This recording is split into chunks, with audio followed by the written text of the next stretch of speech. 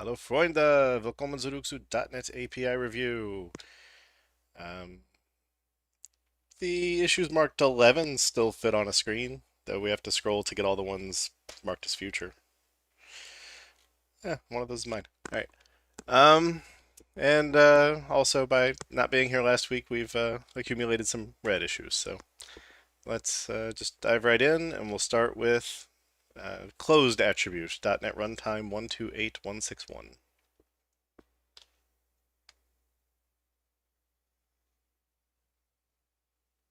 Tanner or Ricky? Yeah, I can. So the basic premise is language is adding closed class hierarchies. So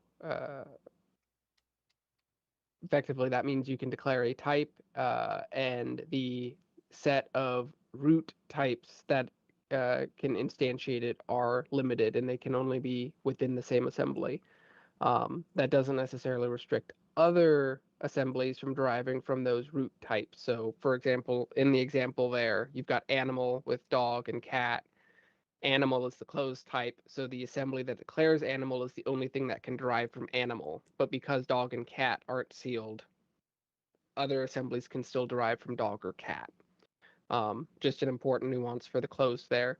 But they need an attribute to be able to um, indicate in metadata uh, that the type is representing a closed hierarchy, and so it's just in compiler services closed attribute allowed on class, nothing else. Um, and it's not going to be specified by users, so it's not appropriate to put in a different namespace.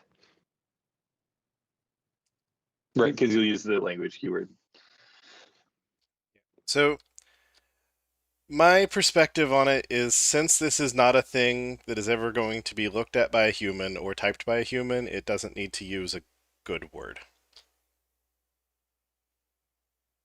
Like, this has taken over.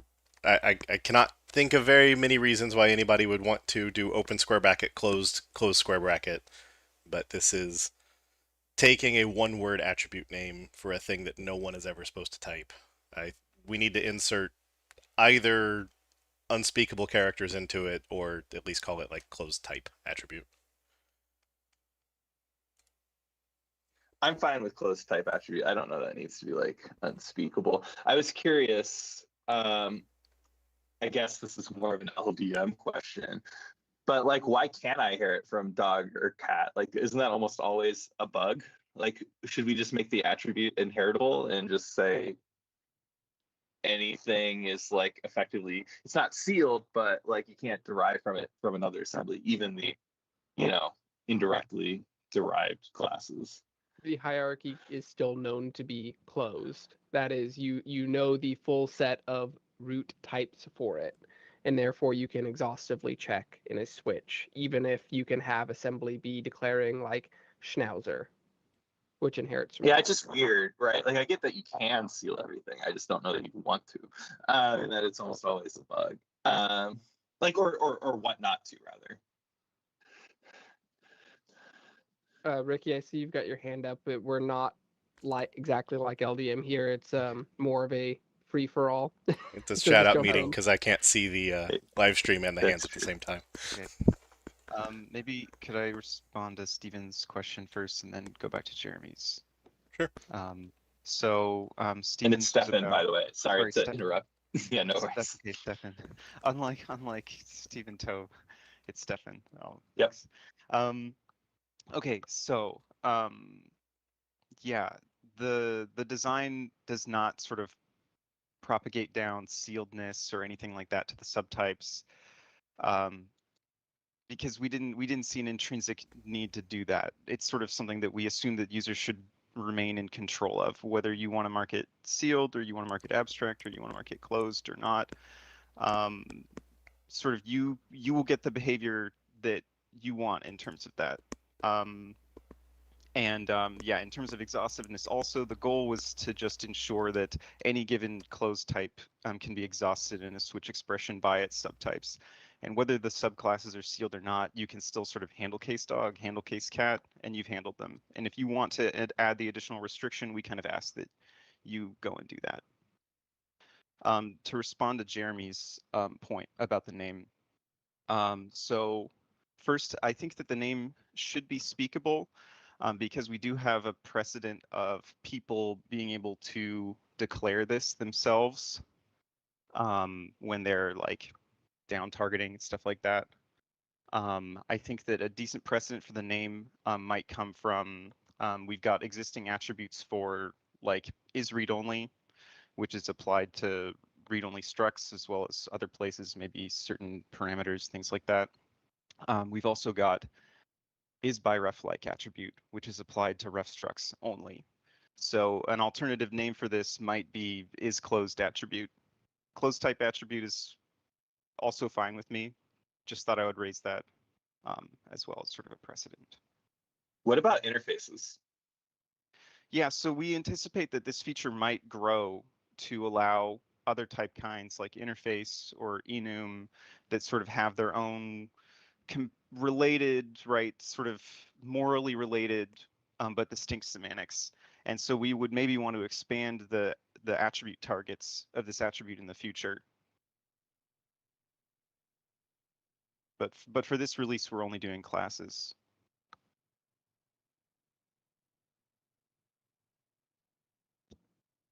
The thing that I don't like about using closed type is if we used it for enums, enums are already closed, and it means something slightly different for an enum to be closed.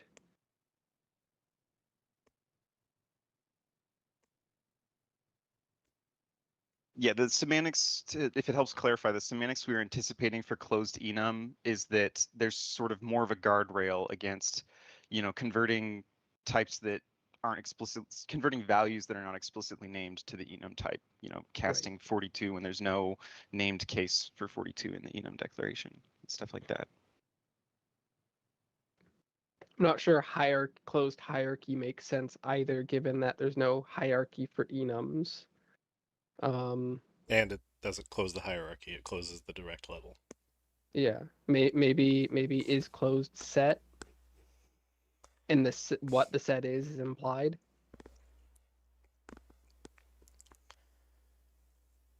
Is it expected to be used in the enum at all, this attribute? Potentially in the future. Yeah, and this For attribute, to be what clear, is scenarios never then? going to be used Yeah. in C# code by a user. It's applied only by the compiler.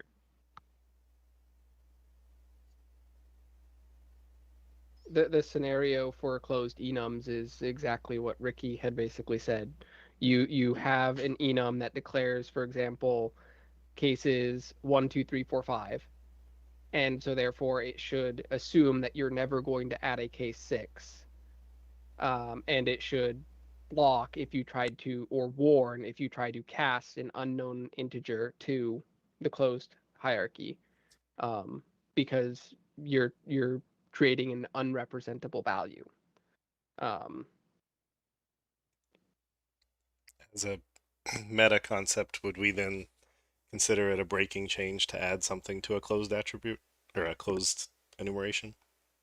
Yeah, that's the point of this, is when the compiler sees a closed type and you're doing, for example, a switch over it, it requires you to have exhaustively covered all the cases. So adding a new case is breaking, and it will hit the fallback path that throws the unexpected switch argument exception. We've got a special switch exception that's in compiler services just for that purpose. We added several releases ago. We know that users are going to still intentionally break their types in some cases across major versions, and so it's kind of a feature that it intentionally catches it, and tells users, hey, you need to go and update to handle this. But it is very much a breaking change to add a new root, as it were. Now you just get IDE support for knowing if that break does occur. Oh, so right. So in this public closed class animal, we, the API review group,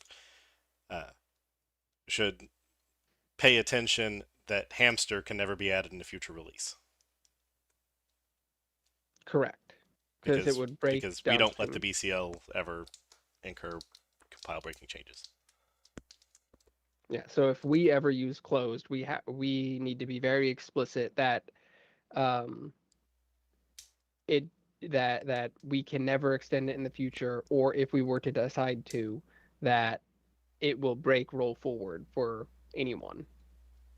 And this Yeah. isn't just enums, it's for this feature in general, right? Yeah, Even this is for classes, the 'cause class you got- version. Yeah. Right Yeah, here. yeah. So, okay. I So going forward, Yeah, API I- review will need to say basically never use closed in public API. Unless we're really confident.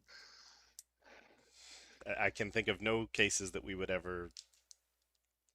They might come up, but all right. But because we hate breaking changes, our answer would probably be never put closed in public API. I'm wondering if we should call it unextendable attribute. So this will be very specific about like you cannot extend whatever this attribute applied to. I mean, you kind of can though, and in the sense that it's like not completely closed either, because obviously it's not. Right? Like, because I mean, what's the point? That's sealed. But yeah, closed is just like a less harsh version of sealed. Unextendable sounds more like sealed to me. Yeah. The But I- it can apply to other types later in the future without any concerns, I think. Yeah, I'd been a little iffy about Tanner's suggestion of calling it closed set, but if basically the value of this feature is on has your switch expression covered all branches, then that might actually be a better name.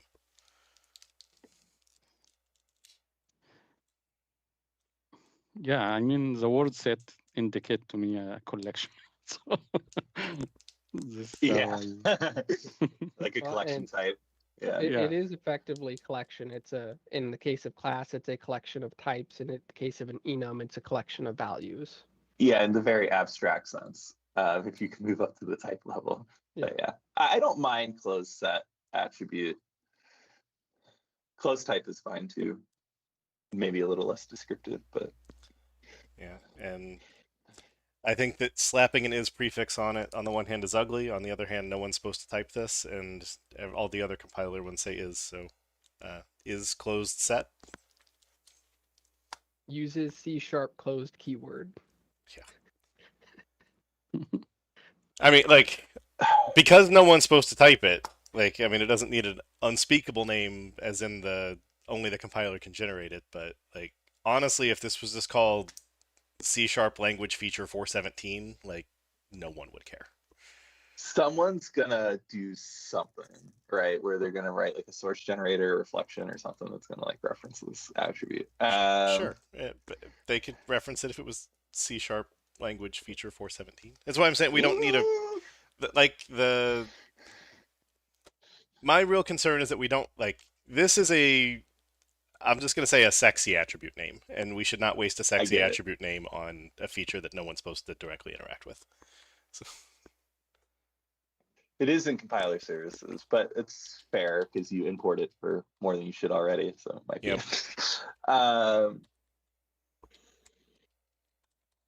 Is closed type attribute is probably what I would vote for if we're doing votes. I like type a little bit better than set. I kind of have Tarek's aversion to set where it just reminds me of like runtime collections. And is closed type, it's a little misleading for enums, but I also don't think it's the end of the world, and people can understand. It means something slightly different for a closed enum type.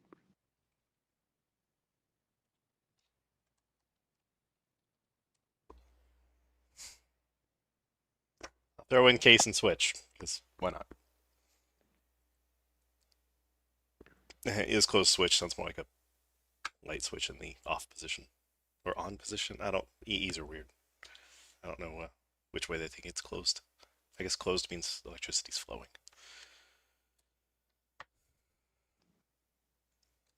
I'd definitely go for one of the first two, set or type. I don't have a strong preference on them.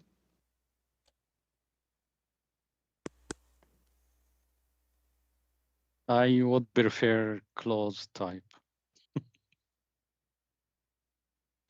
All right. Online, I see 1 vote for type and no votes for set.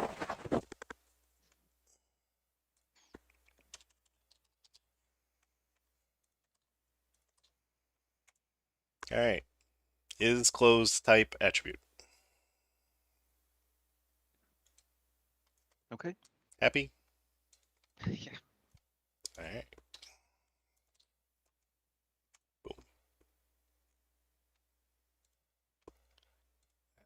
Oh, there's one other thing. There's an ongoing discussion. This may end up coming back and being extended with a constructor that takes a params of type of T. The discussion is specifically around system text JSON and their need to reflect over it, and therefore what is the appropriate way for them to get the set of types in the same assembly that do derive the closed type.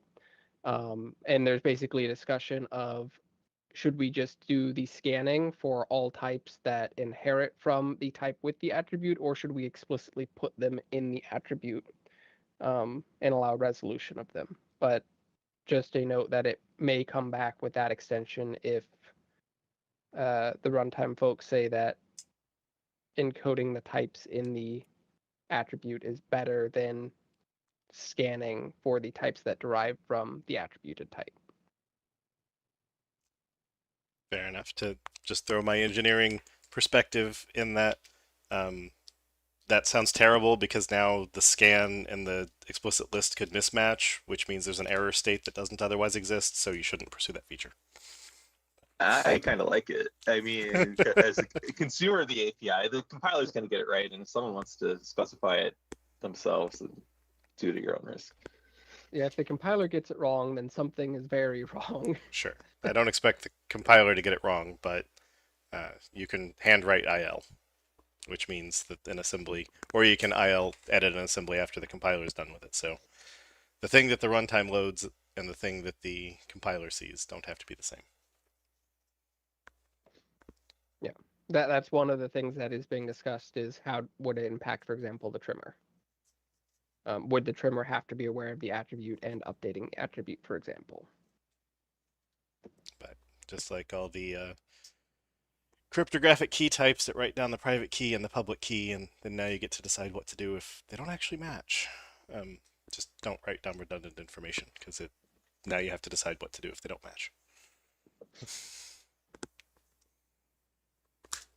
my perspective. I mean, that's usually how I program, right? Try to make the data structure as normalized as you can. But yeah.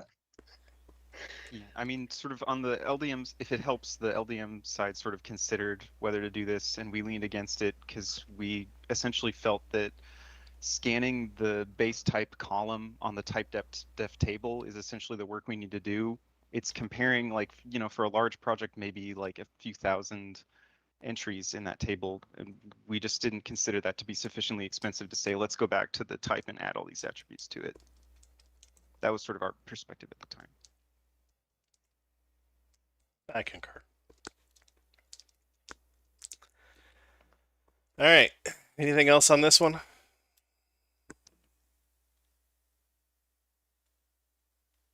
Don't think so. All right. Well, thank you, Ricky. Thank you. Hey, once again, GitHub failed to fetch data. All right. Async validation support for data annotations 128096. Phoebe. Hi. Can you hear me? See?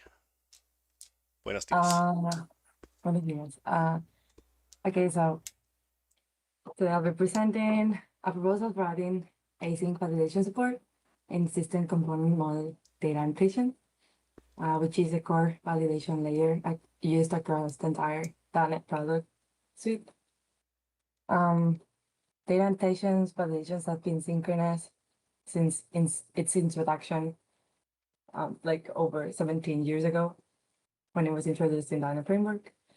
And since then, it has been integrated into 11 distinct application models. Every single one is synchronous at this very core layer. Models like MVC, Blazor, options, EF Core, and OpenAPI schemas, and so on. Even the validator foundational class itself that consumes this, it's synchronous. This is something that Jeff, I think, elaborates further on in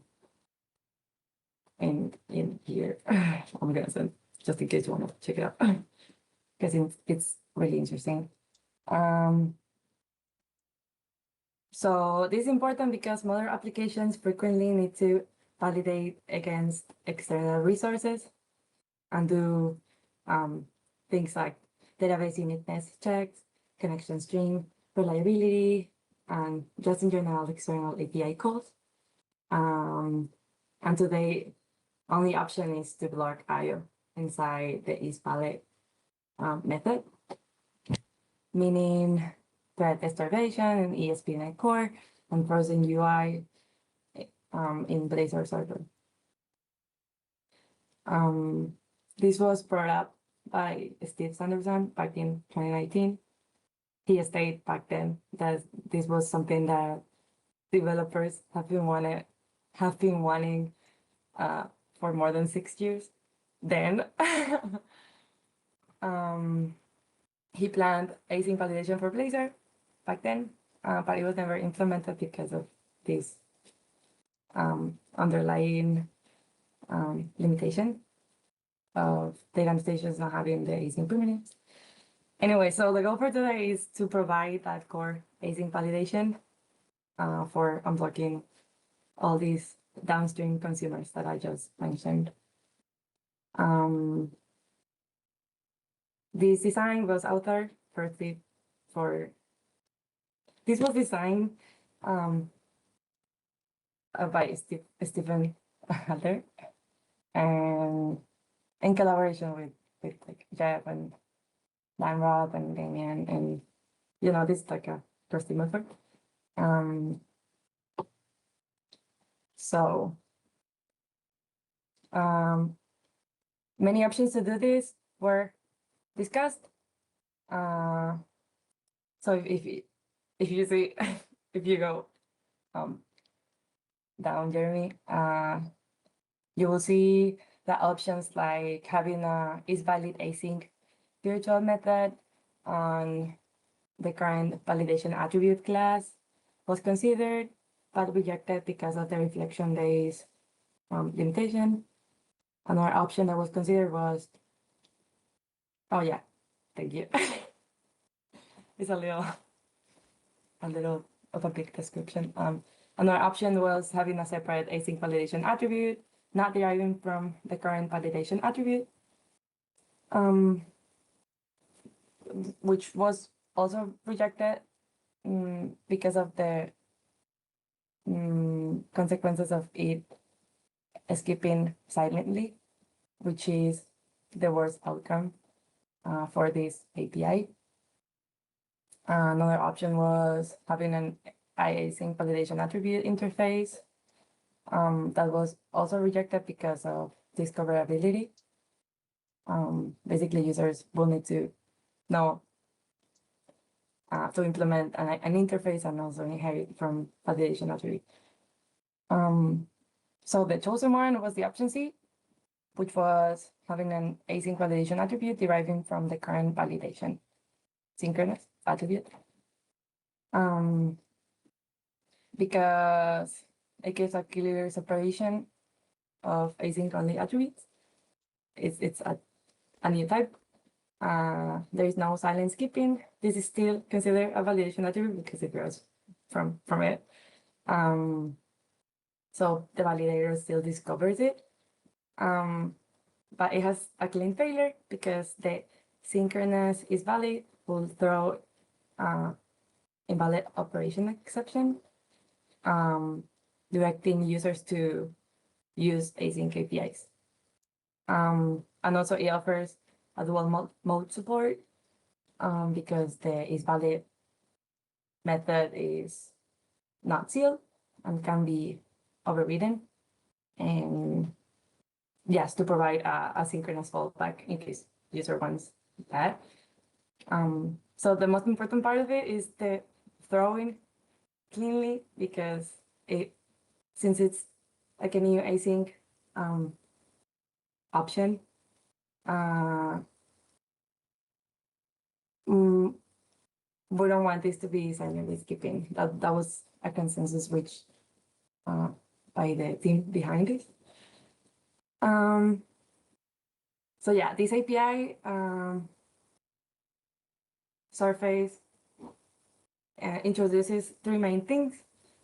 One of them is the async validation attribute that I just mentioned, which is a new abstract class deriving from the current validation attribute with an is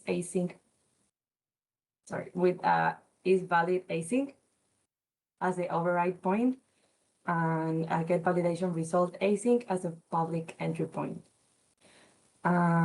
Also an iAsync validatable object, which is a new interface for object level cross-property async validation, deriving from the current synchronous iValidatable object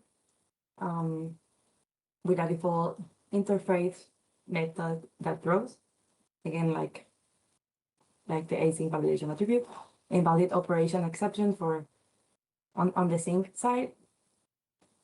And also all the async counterparts on validator, like the regular try validate object async, try validate property async, try validate try validate value async. Yeah, and all the throwing variants. All return valid task to avoid allocations when validators complete synchronously. The key design decisions are that are confirmed across the team behind this is the sync path that throws that I already mentioned to never silently skip. To have a two-phase execution model, which means that the async validator will just run after all sync validators have run first. So only if the sync validators pass, the async validators will run to not waste.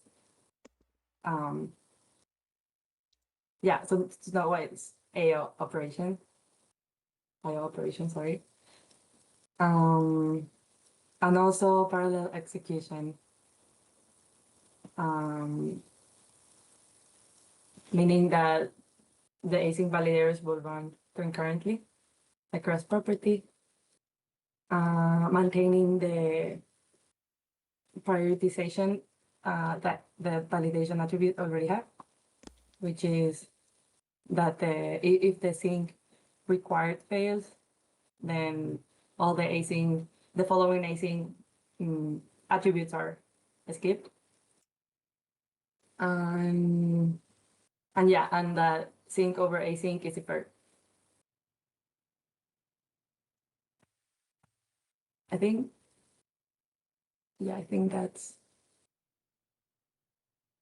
those are the main points. Yeah, so I can say I absolutely hate the idea that async validation attribute overrides is valid to throw. This means introducing any async validation attribute breaks all existing colors. I mean, not necessarily. If The- it's blocking, like, so would you rather it's abstract? yes. Sorry, what was the would you rather what? It's abstract. Sorry, just leave it alone because I think it's abstract from the base class. So everyone who defines one of these things gets to decide if they're handling the sync case or not.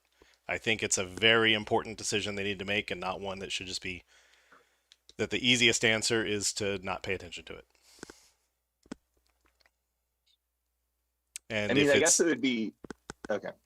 if it's abstract now, you can add the virtual later, or you can add the override later, giving the throw, but you can't go the other way.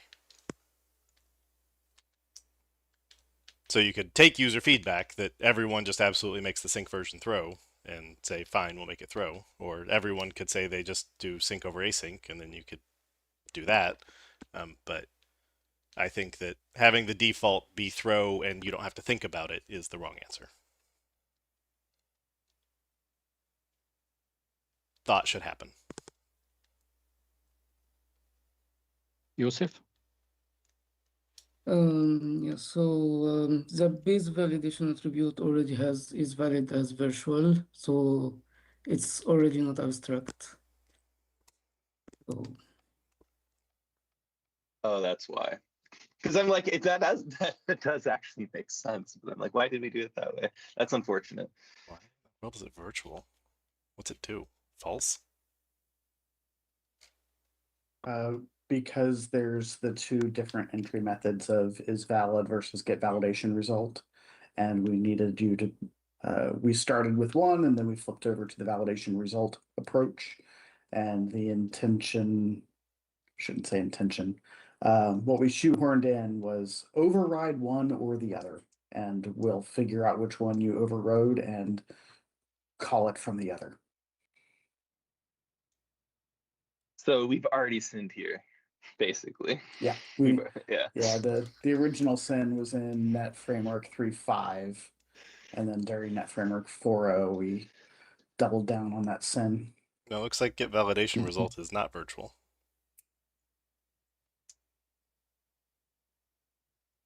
It just calls is valid. the Okay, yeah. validation result itself is not overridable at all. So like the point where the user is plugging the validation logging logic is valid, and these are the two overloads. One that takes validation context and the other that doesn't take a validation context. The one that takes a validation context also returns a validation result, while the other just returns a boolean. Ah. So it's about the public bool is valid versus protected virtual validation result is valid, which shouldn't have been called is because it doesn't return a boolean. Okay. Yeah. But yeah, that's exactly it. If we wanted to share the source.net, it might be a little more obvious if you see the protected virtual base method, but yeah.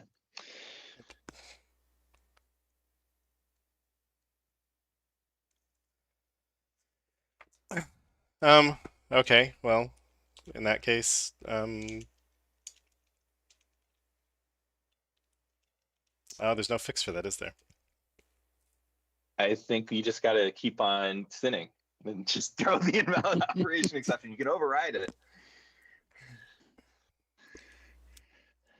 Because the thing that I really don't like about it is this means that introducing any async thing anywhere in any app model that already understands validation, if it gets sucked into the universe, it's going to run through the existing method, which is going to call this is valid, which is going to throw. And that just seems like the worst possible design decision by default.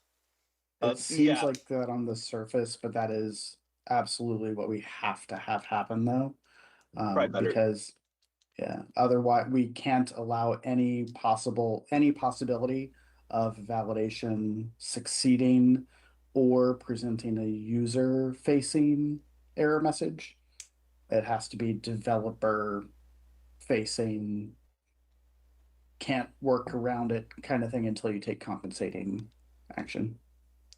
What is right, the like the alternative is sync over async, right? And Yeah. we talked about that, but we think throwing's better than that. what's the so I don't know anything about data validation. What's the likelihood that any of these get just sucked in by reflection?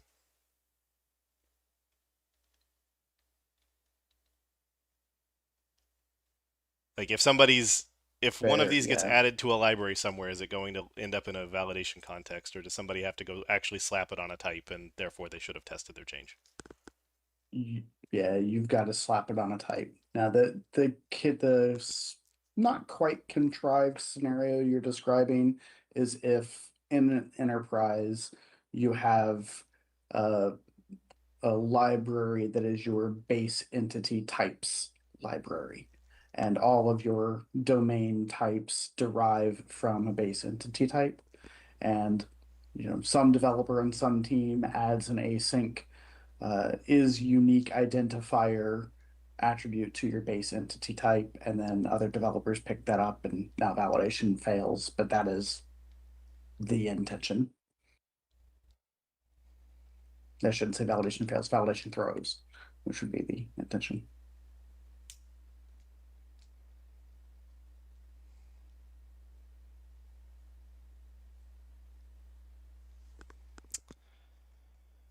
I really wish there was a way that we could make somebody have to make a decision here. But the only way we can... I don't think you can say abstract override.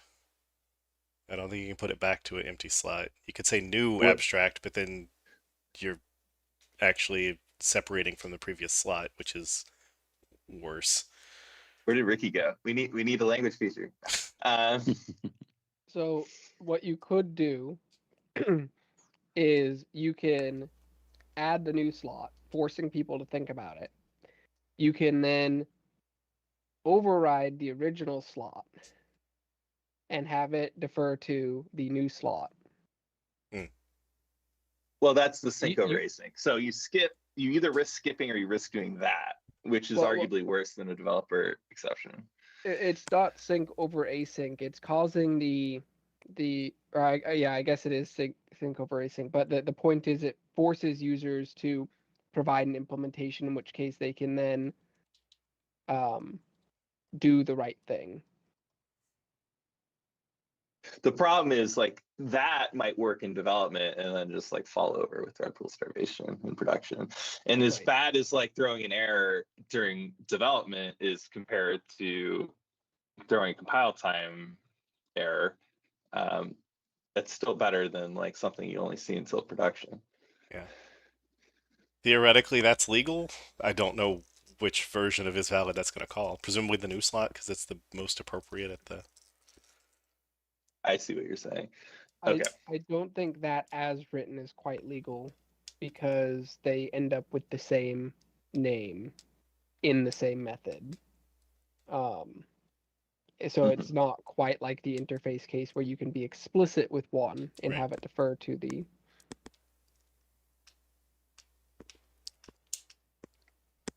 I mean, you could certainly do it with an intermediate type, but that created a isValid2, and then the derive seals isValid2 and says called new slot isValid.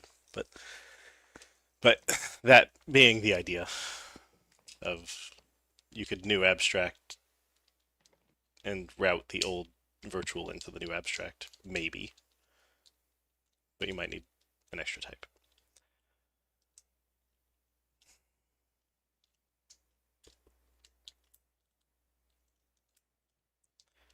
Yeah, I still... Yusuf, do you mean to have your hand up still? Or...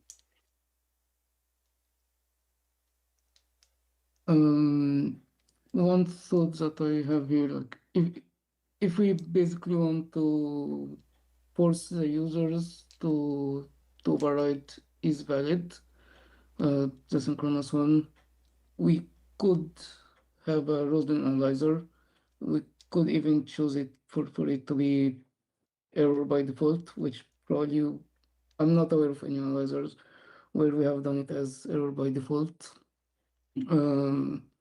but we could do that if we want.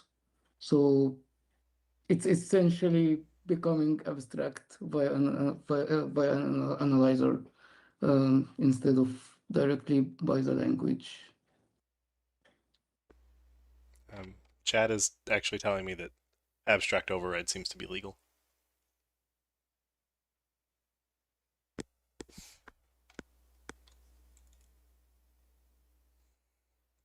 For what it's worth. If it's legal, I'm supportive of that, I think. I didn't realize you could do that.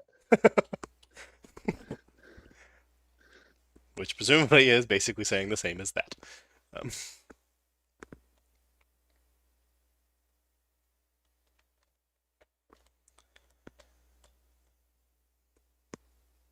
And then if you were to call base dot, I think that would not be possible. Because if you derive from this, then base Right. dot would be this Right. version, which is abstract, which you're not allowed to call. makes sense. But any other, let's make this abstract. Though chat has suggested that instead of calling this is valid, we could rename it to get validation result, and or something, and seal is valid, and say this is fixing the legacy naming problem.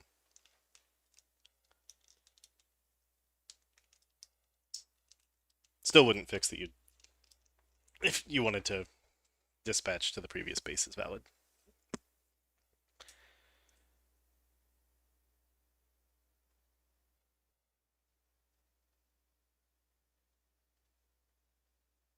Yeah, the default throw just feels like such a trap. But if it would never show up without somebody having done an intentional change, then I guess it's okay. I can easily see somebody being like, oh, I can just change my existing validation attribute to async validation attribute. Oh, I'll just move this code into isValidAsync, returning value task, because value task is free when it's synchronous. And hey, now I can dump the existing code. It's like, actually, well, depending on where your validation got called from, you just broke something. And that doesn't feel like you broke something. Which is why I don't like assuming it. this is, I agree with you on all of that. So I prefer the abstract override over trying to rename it, just because, like, why make people follow it? If it is that method, like, sure, we misnamed it before, but no reason to mix it up now. Like, one's a derived class of the other. Like, let's make it obvious. But users can shoot themselves with that still. I mean, like, if they don't understand like the restrictions we are talking about, like sync over async, something like this, and they implement it this way, and later everything will just like blow up. Well, that's like Because every user callback, right? Like, I don't know. Like, you're saying it's just going to be too tempting to just call isValidAsync get result.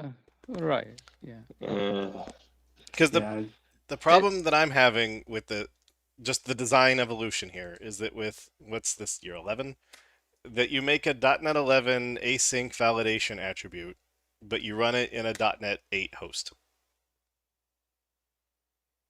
Yeah, I agree with you. I mean, like, I'm seeing the problem. I raised it before, but it's just an intermediate type. How's that breaking anything? And it's like, well, because you tested it on 10, you didn't test it on 8, and on 8, there's a method that you didn't even look at that threw for you.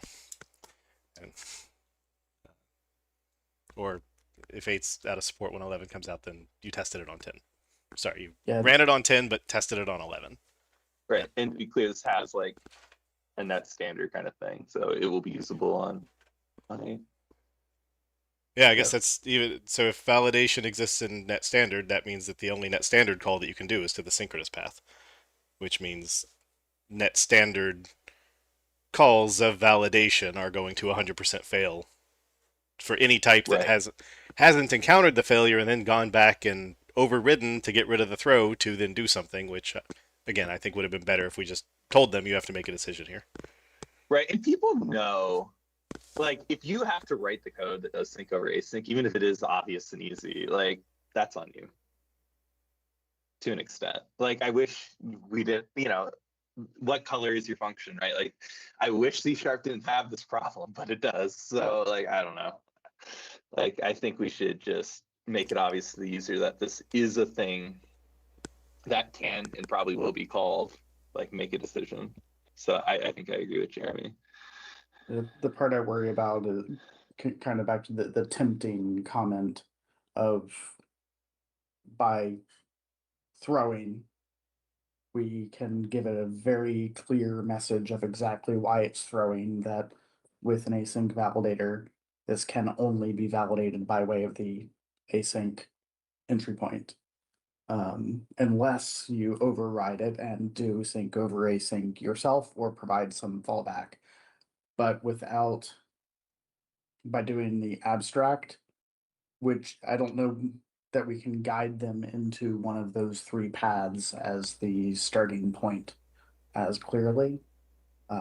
Feels like there's more opportunity for developers. Well, I guess I just need to override this and return validation result dot success, or how do I just unblock myself quickly? So here's the thing: if it was always wrong to basically block, then I'd be like more inclined to just throw by default, or with a clear error message, or even have an analyzer that like tries to look for that and be like, no, like don't do it with like an error warning. But I'm not sure it's always wrong. Like, it's definitely wrong in a lot of cases where you're like validating Blazor form entries and stuff, and you need it to scale. For some things like options validation, even, which we're going to get to, like, it kind of depends, right? Like, on how often are you validating the options. If you're like doing it at startup once, like, maybe it's okay. And anybody who's already doing validation with a network request is already just doing the sync over async. Yeah. Like it works in a lot of cases. Like, it's a foot gun, but it can work. Like, I would think a better default would be sync over async than throwing, because that's a compatible upgrade. I'm willing to, accept that if Fowler heard me say that, his jaw would hit the floor with, oh my god, sync over async. But at which point I say, fine, make somebody make the decision. But if they just say, fine, is valid async.getAwaiter.getResult, result, that's not the end of the world. And if they have a perf problem because of the code they wrote, they should fix it in the future. But if they don't even see that they're supposed to write code and they break things because they don't test on the same version that they're running in production, especially if they're a utility thing, because production may mean different things for different callers. Like, the default throw just feels so bad to me.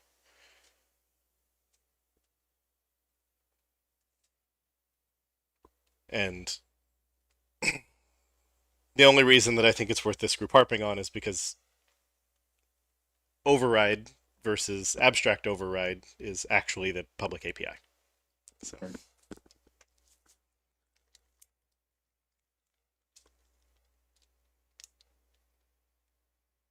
I'm game for the abstract override. Vivi, Yusuf?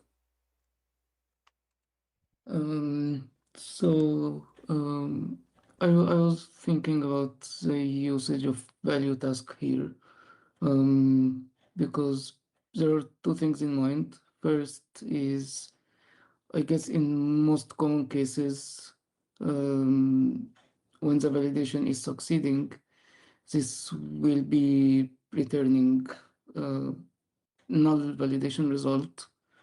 And in this case, task.from result will already provide a cached instance. So in most cases, even with a task, it shouldn't be a problem. The second point is if I'm implementing async validation attribute, it's probably there for a reason because I would expect it's the case where completing synchronously is not really the common case. And on the point of sync over async, I think value task might have some issues when you do stuff like get await or get result, or like there were some considerations for value task usability, especially when you if you await multiple times or or things like that. So I'm not sure if it's worth going through the value task path, at least without having like more real data on the value of using it over just the regular task. I'll defend value task a little. I mean, I don't see what's so wrong with value task. So you're right that like you can't await it multiple times, and if you want to, you got to call that as task instead. But I mean, for one, you could have validation failures that, while not always synchronous, are sometimes, right? Like you might have a single attribute that has like a looking at multiple things and could fast path a failure result, and then the results are different, so task from result would allocate. I see your argument more with the validator APIs below that are just bool, but I kind of like the value task here. I'm gonna agree with Joseph and disagree with Stefan. Value task is supposed to be used if you expect the average call to complete synchronously, and then other stupid things if you're using the dangerous part. But you wrote this as async because you needed to do async, so it should just return task.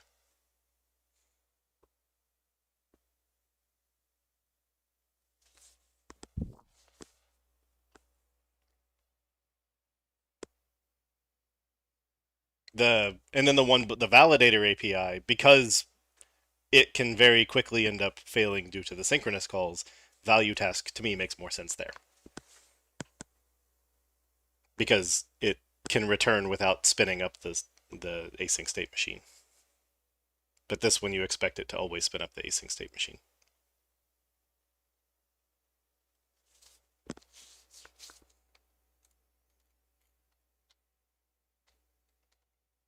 If we were suggesting like a mixed approach of using this task in some value task in others, because I consider that too. I don't know, at the end I lean into a value task. With documenting it further. Just I guess because the design does consider the two-stage validations where this is used with sync validation attributes as well. At least like required. Yeah.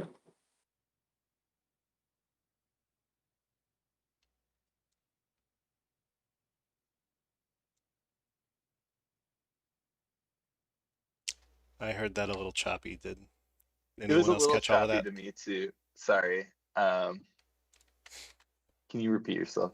Yeah. Can you hear me now? Yeah. Sorry. I think we got it. It's like probably maybe the microphone, but we were fine earlier. Sorry. I think you're good Okay. now. Oh. Wait, do you want me to repeat Yes. what I said? Yeah, I didn't Oh. catch the part of task or value task. It was dropping off too much. Okay. I just said that I was asking at the beginning if you were suggesting like a mixed approach, and just say that I also consider that, and at the end just went with valid task because I was considering like the scenarios where this is used with synchronous validation attribute as well. At least like, you know how I talked about the two-stage validation? So Right, I but- guess like I saw the value there.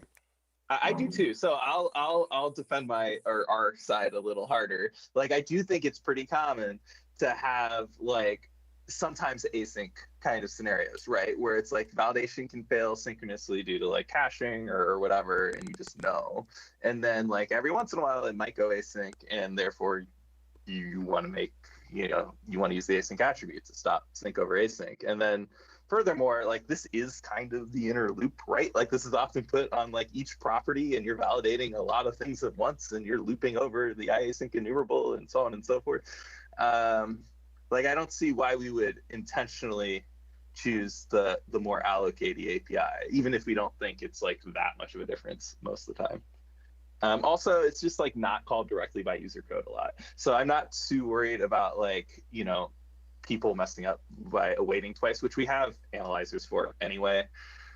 Like I'm just not scared of it being a value task, and I think it does have some potential perf benefits.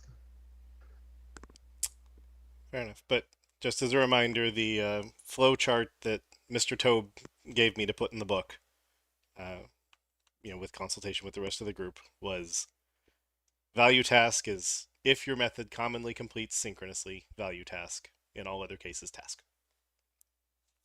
Right. So the argument for like task is like, oh, we're allocating in like the expensive error case anyway. But like one thing I've learned is that people ask for the error cases to be fast too. And there's a reason we're not like just throwing exceptions, which would obviously be like way worse.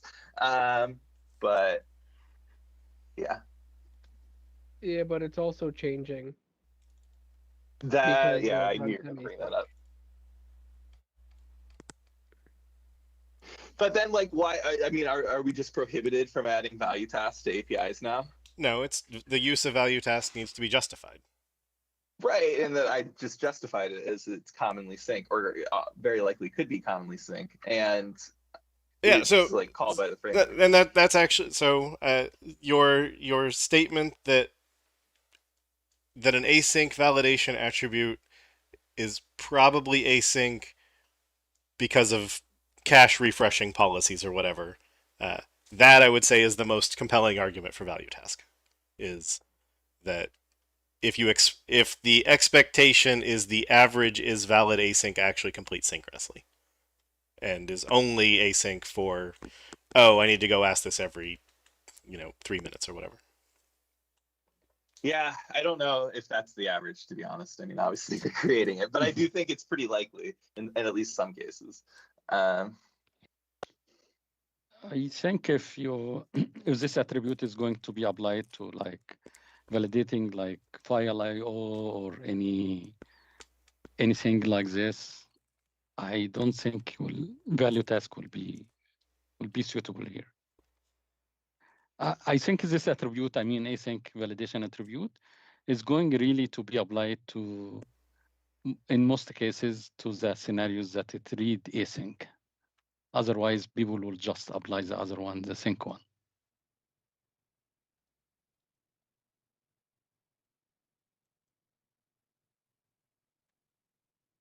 Right. The only synchronous cases would be super obvious errors, like rejecting null, and if caching was involved. I could also, I mean, this is an abstraction. Like I could see someone wanting to do an iValue task source for like successful validation.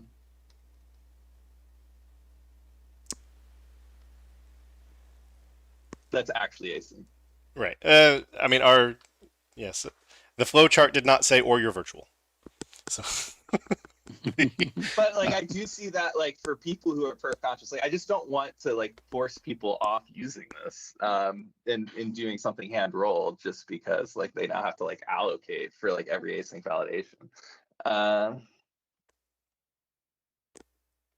Yeah, I mean, I'm willing to be convinced by the combination of the possibility of caching and that for the most part this is only going to be called by platform code.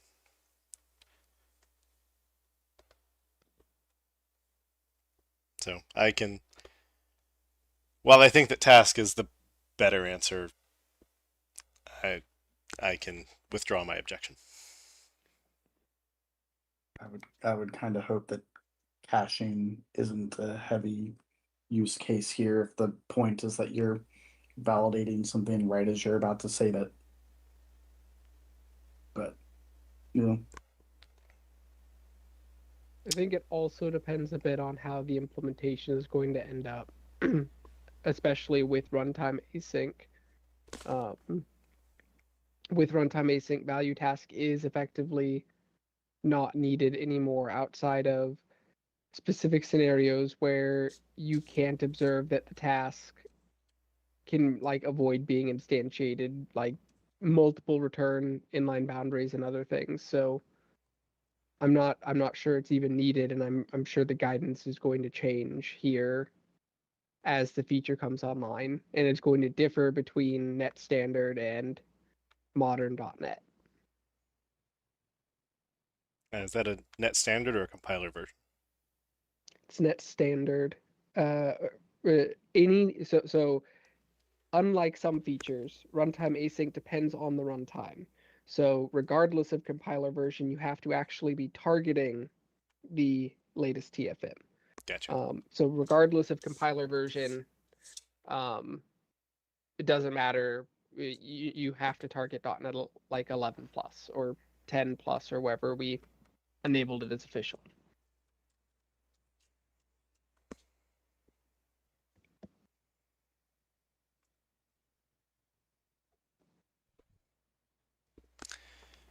All right. So Tanner, you're arguing normal task because in the future normal task is supposed to be as good as value task. Yeah, I think it's best to stick to Steven's existing recommendations and ask Steven or others like Andy Goki, who are working on runtime async and stuff, if they believe that there's any deviations to when we should be using value task. If they indicate no, or even that we should be using it even less, we should take that into account for future APIs. I wouldn't expect that they want us to be using it more. It's fair. Yeah, I do recall hearing something about that async 2 should eliminate the need for value task. But Could we then like? I'd be willing to say for now we'll make it task and ask Tobe and Andy Goki what they think.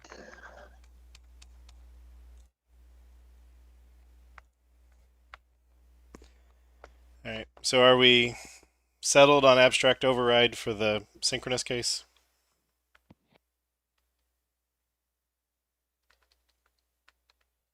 I'm Yeah. good with it. Vivi, can you see anything else we didn't cover on that concerns you? No, I don't think so. I think it's okay.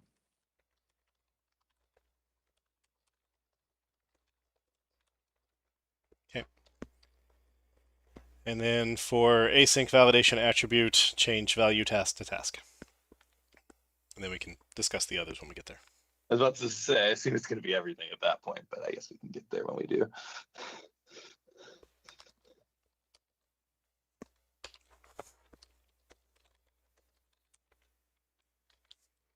Okay. Sorry, I'm currently slow typing because the cat has decided to take over where the keyboard's supposed to live.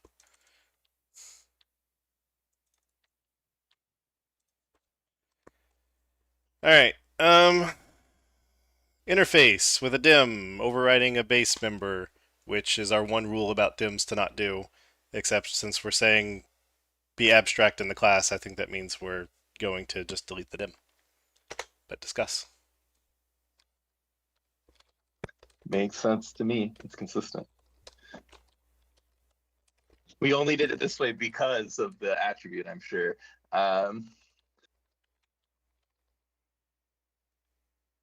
And otherwise, we'd have to do analysis to see if anyone else has their own custom interface that overrides the dim.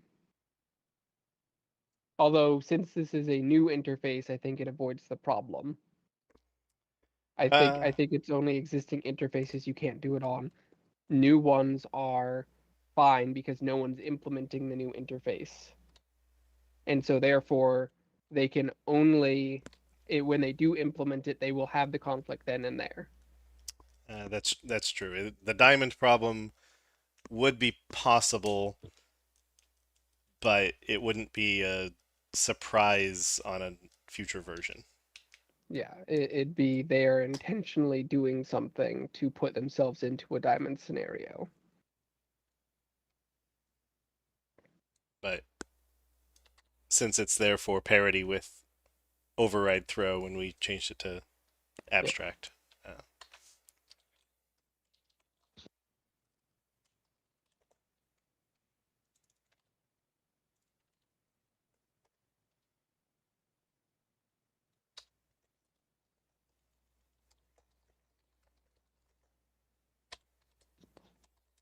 No dim is definitely better if we don't need it. Just wanted to call out that if we do need it, I don't think it's breaking here. I agree. All right, and the Mia dropped something in chat. Tope supports value task for net standard sometimes, and if you have value task first.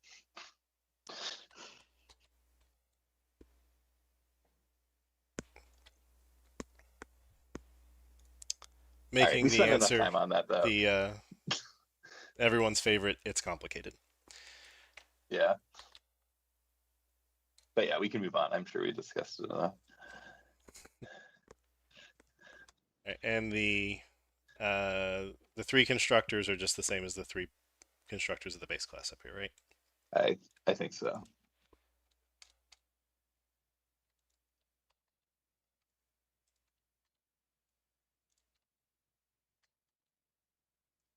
And get validation result async is an async version of get validation result. I assume that the arguments are correct in all this.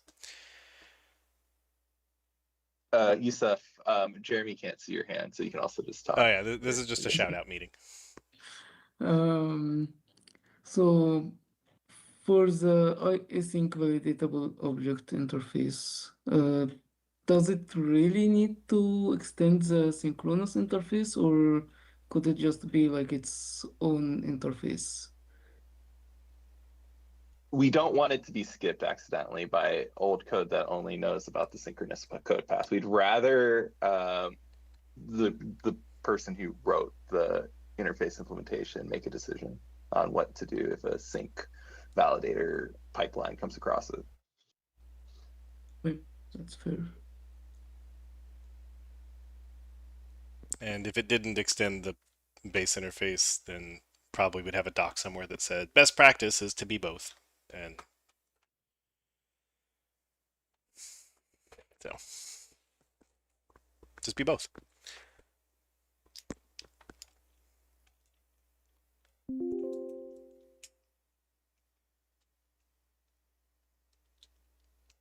right, and then the purpose of this interface is it changes how these methods plumb things.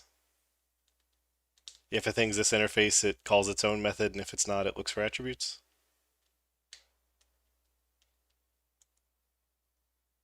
Let me put it this way.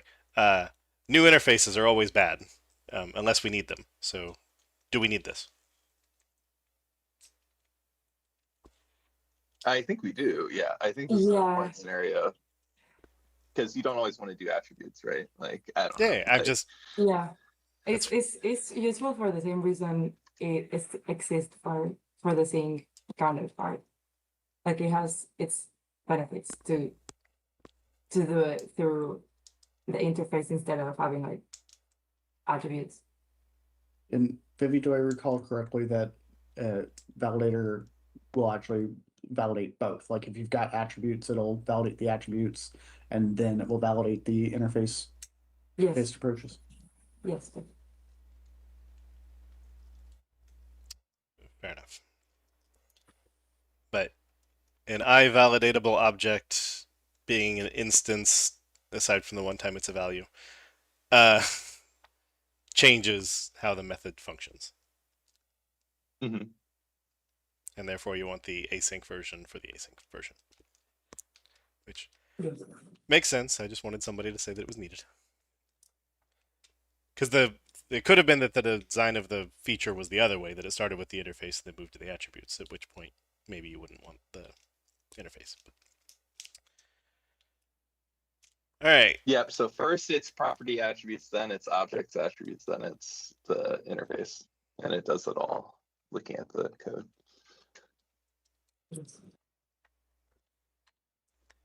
Okay. So validator.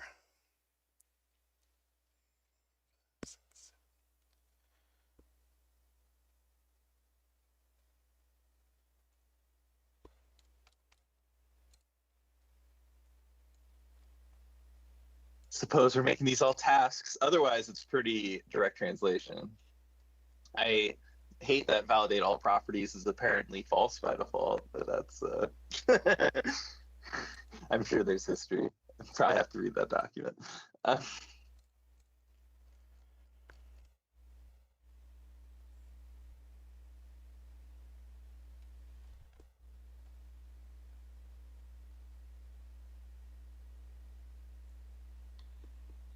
Interesting.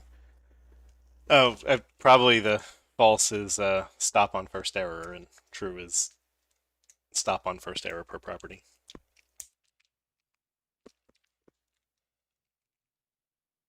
Is my guess. I don't know. It's kind of weird because I think if it's false, the validate all, it just checks the required one. Yeah, it just, yeah. Fair enough. Since these aren't properly overloads because they're tries, because they're asyncs, do we want to take this opportunity and collapse that into a defaulted parameter, or do we want to leave it as overloads?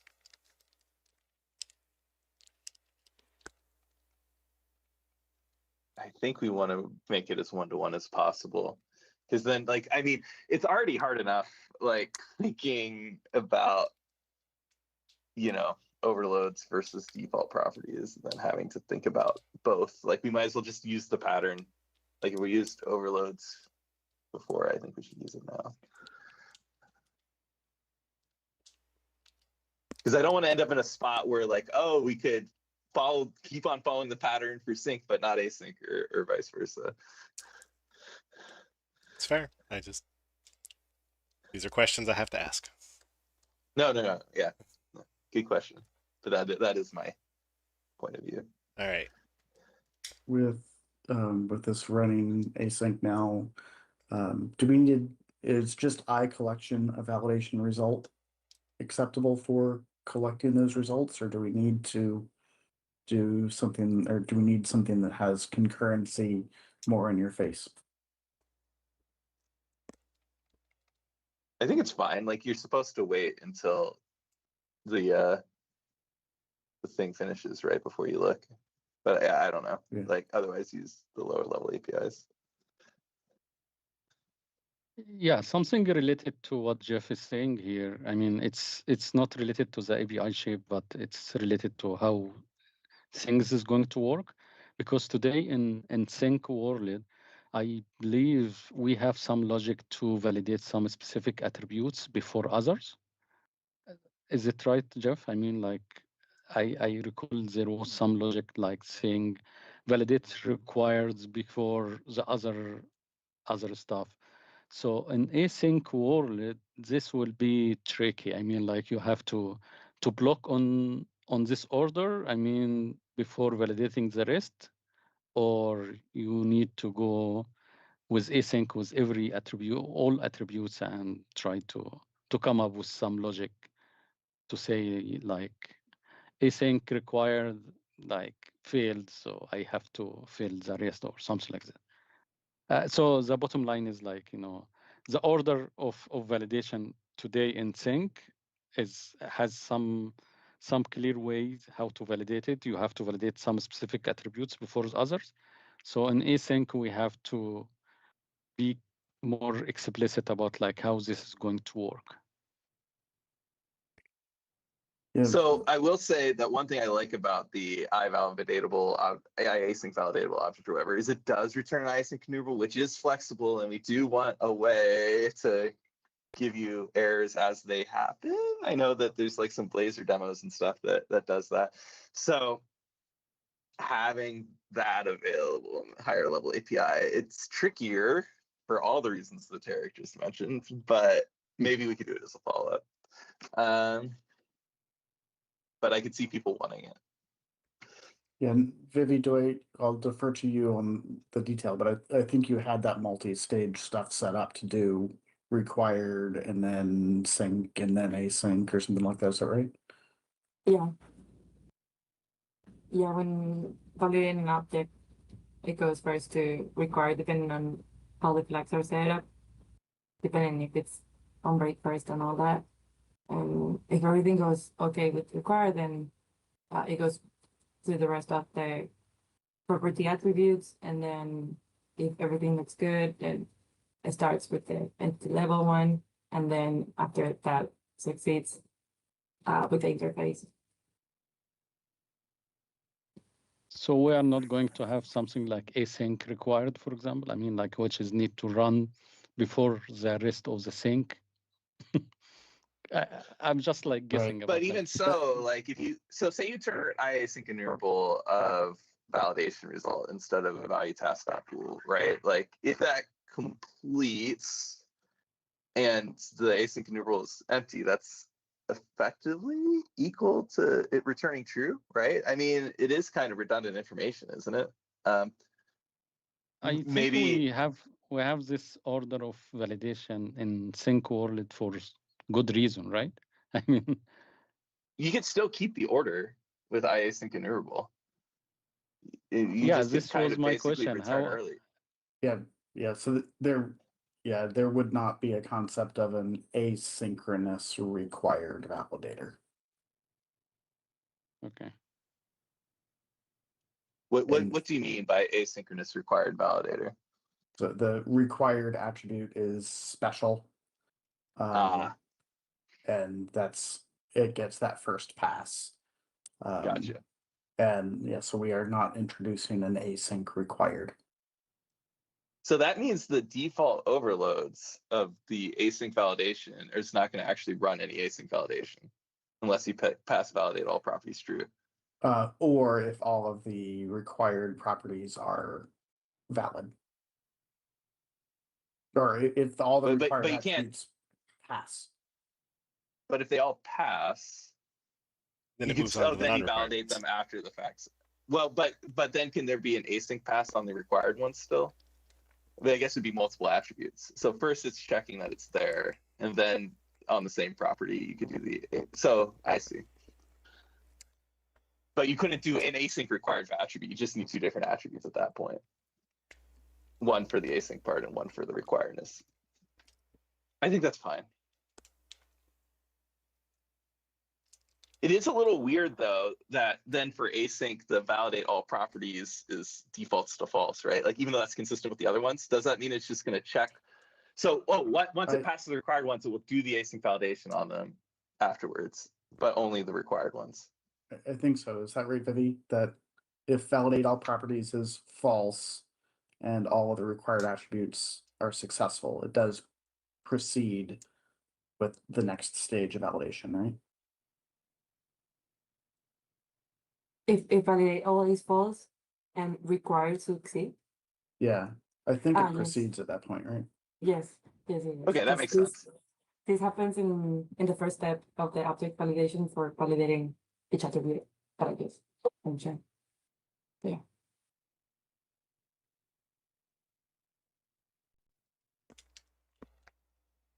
So the validation results optional parameter. By optional, I mean you can pass null. That is a caller provided collection that the validate static methods will add results to, right?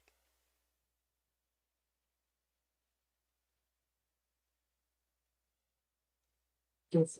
So this method will never read from this I collection. It only wants a thing with a dot add. honestly so if we removed the validation results from this and then just I made the return type async enumerable validation result,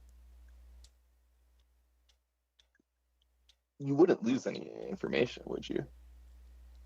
Like if it's empty, it's valid. It's kind of like maybe that's implicit. Like maybe that's too implicit, but that is, I think, an invariant. Like that's just how it works. I'm gonna preface this with, I'm really, really sorry about this detail. Really sorry about this one. Validation result dot success is null. And the way you populate a list of validation results is to add those, and you can add in validation result dot success. So you end up with a collection of non-null, non-null, non-null, null, non-null, non-null. So it So actually, it's valid if they're all null. So if it's empty or if they're all null, it's valid is basically what it is. Yeah. Okay. correct. And But you're not supposed to actually check if it's null, you're supposed to check equals against validation result dot success. And again, I'm I sorry. hate making like such a drastic change at this hour, but like if we did the async enumerable thing, could we just like omit the null entries? Oh, just make the And then static it's just if it's empty, it's success. make the static just not yield them. Right.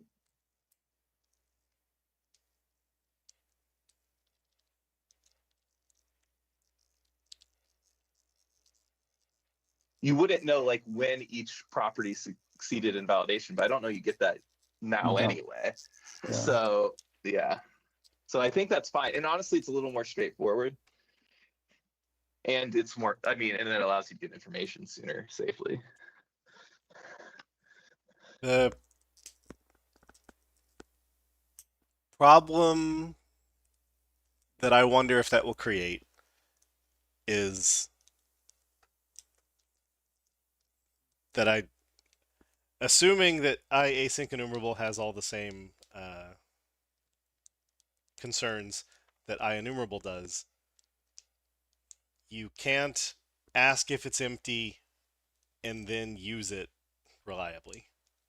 Right. In this case, maybe it's fine, but no, because if it's actually implemented as a yield return, the only way you can ask this is very likely to have that if problem. is empty, you've now drained it, and now asking that same thing again, you'll either rerun all the code.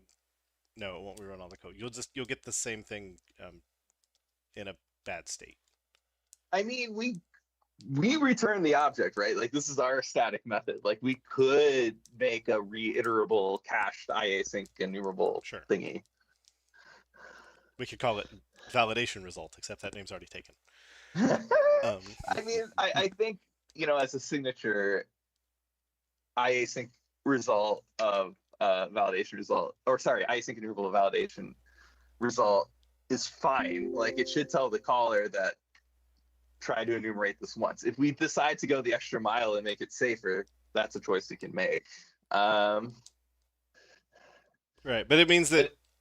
So I guess I don't know how people call this API, but I assume that this is something like, if not validate object, then go render the error things and be done, and that would turn it into for each thing I get back, set had errors to true, which feels like it's a much more problematic call pattern. Maybe it's way more natural, but and maybe it's only ever actually called by the UI frameworks and not by humans. But so I actually like adding all these overloads anyway, so it's just kind of easier to translate existing code to async code path. And we could even do the async enumerable thing as a follow-up if there's an ask to get the results sooner.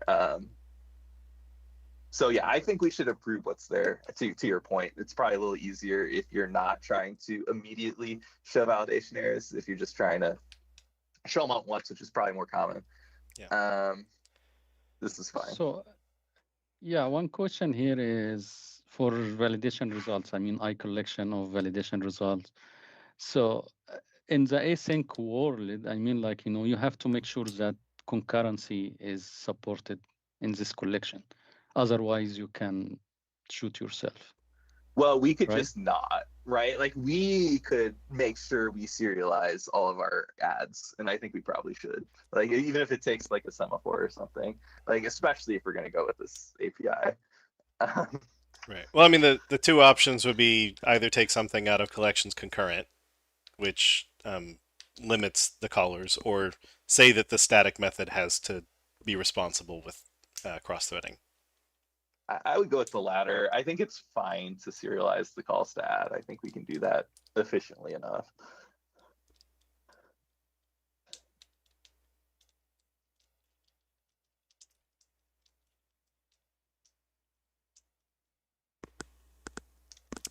Okay.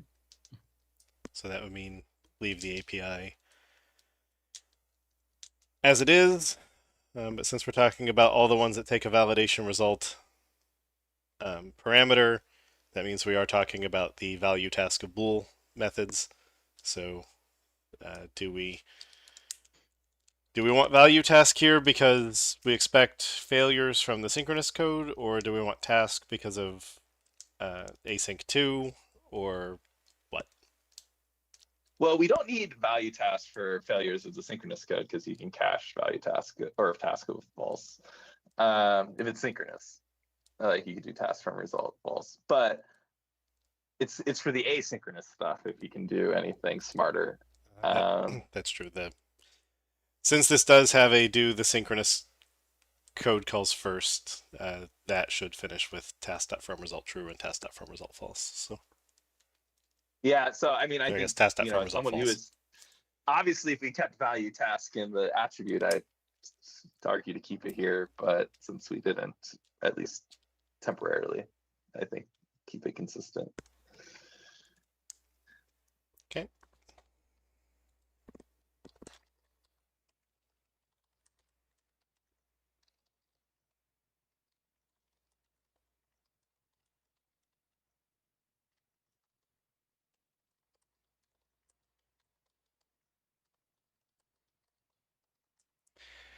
And then the ones that are returning non-generic value task should definitely just be task, because we basically say don't use non-generic value task. Unless you're doing the dangerous thing, at which point don't.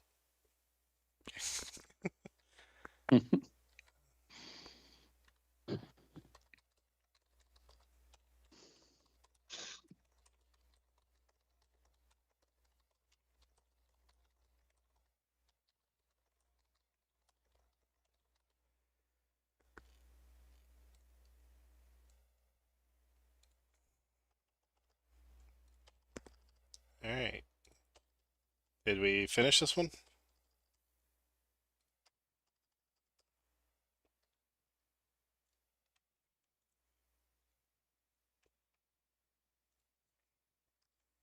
think so. Is there a secret second part of this proposal after the first examples?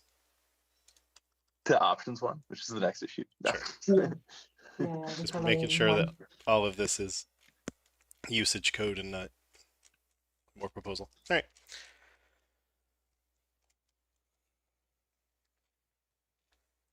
That says partial. That doesn't. That doesn't. Okay. Oop.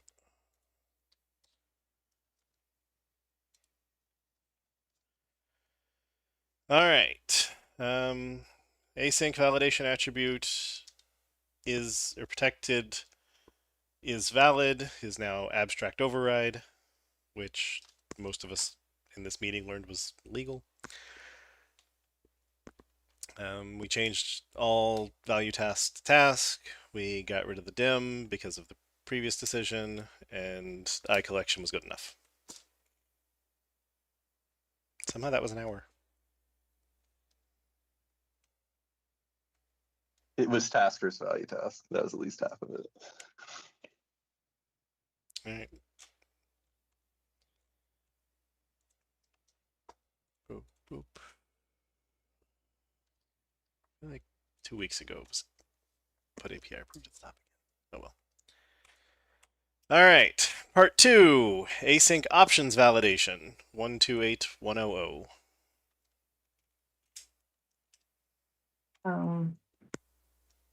So this is a follow-up proposal to async the annotations API, just discussed.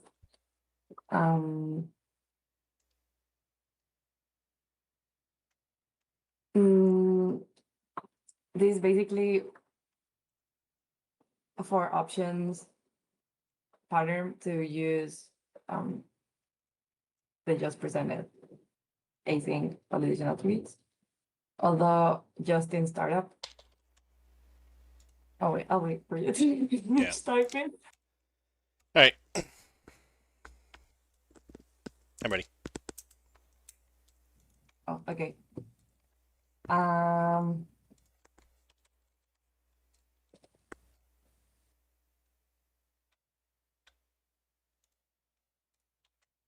So this proposal is for adding async validation to the Microsoft extension option.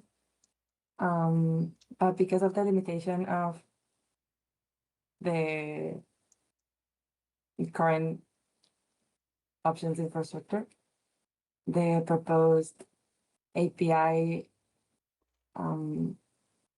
creates a parallel async pipeline that runs alongside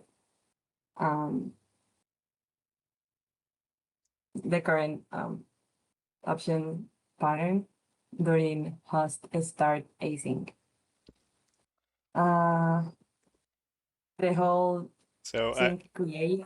I'm gonna observe that this looks long, and we only have 20 minutes left in the meeting. Are we actually gonna make it through this, or should we punt this to next week?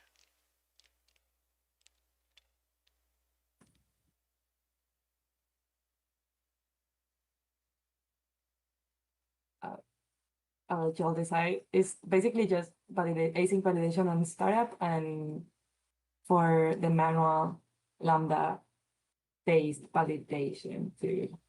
I think it looks big because it's the async Lambda based one, but with different amounts of dependencies. So it's the same. Yeah. I Um, think it will take more than 20 minutes, Jeremy, but Oh. I'm fine just to to start with it. and Yeah, and it we'll doesn't mean continue the next time's week. wasted. Yeah. Yeah, Okay. actually, like kind of one. And if you want to go through a long description, or sorry, yeah, like I wanted to talk about the iAsync startup validator thing, and we could talk about that offline. But like, do we need a new public type for that, or can we just use like an iHosted service? Like, isn't that kind of what's going on under the covers anyway? Yes. So why is it a public API if we can just register this thing as a hosted service? And do we expect people to implement it or to call it?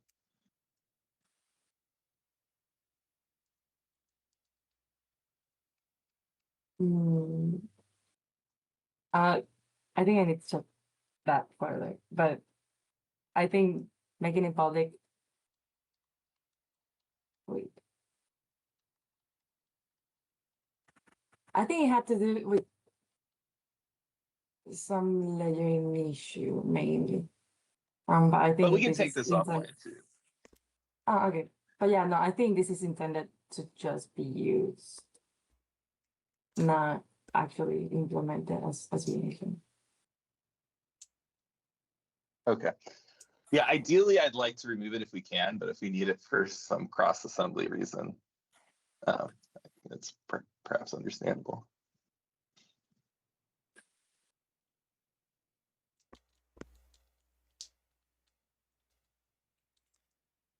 So, I mean, I'll say that the async validate options sounds like a terrible name because to me it sounds like the options for an async validate. But apparently we already committed the sin with iValidate options, which are not options for validate. So, win in Rome. Should it be iValidation options async? Since async is often a suffix and it makes it clear that we're taking the existing thing and just making it async. Didn't we just approve putting async as a prefix on the other thing? And I think we did I async enumerable instead of I enumerable async. Yeah. I think it's a prefix on types and a suffix on methods. Yeah, that's my general understanding. Because then the type sounds too much like a method when you end it with async, basically.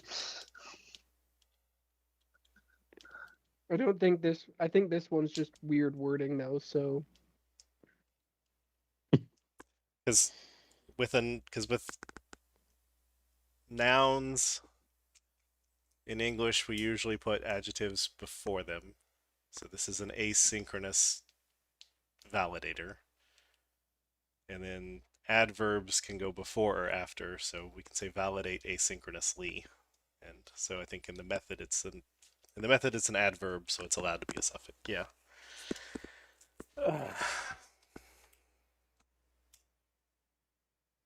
Yeah. All right. But yes, I think our pattern previously has been prefix-y on types and suffix-y on methods.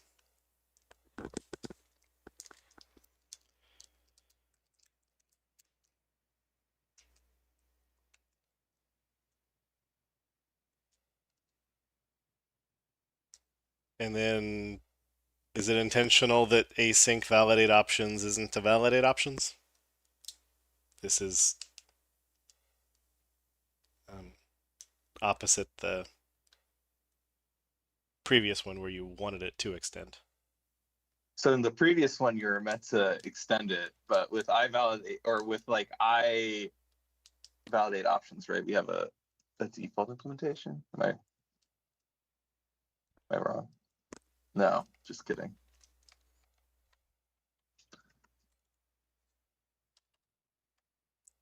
All right, and just FYI for our the language that I call spec sharp, which is what we work with in this meeting.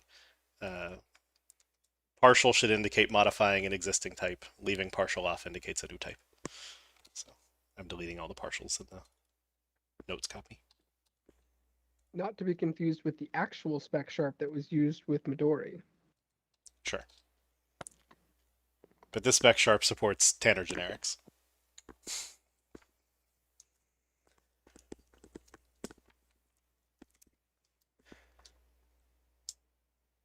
All right, so interface copying the interface. This interface copying the interface. Stefan has already asked if we need the second one. Do we need the first one? We definitely need the first one. Like that is the user replaceable thing. I was wrong. I know that this has historically used interfaces, but is this a place that we want to upgrade past sins and make it an abstract class so that it can evolve in the future, or are we happy with the shape?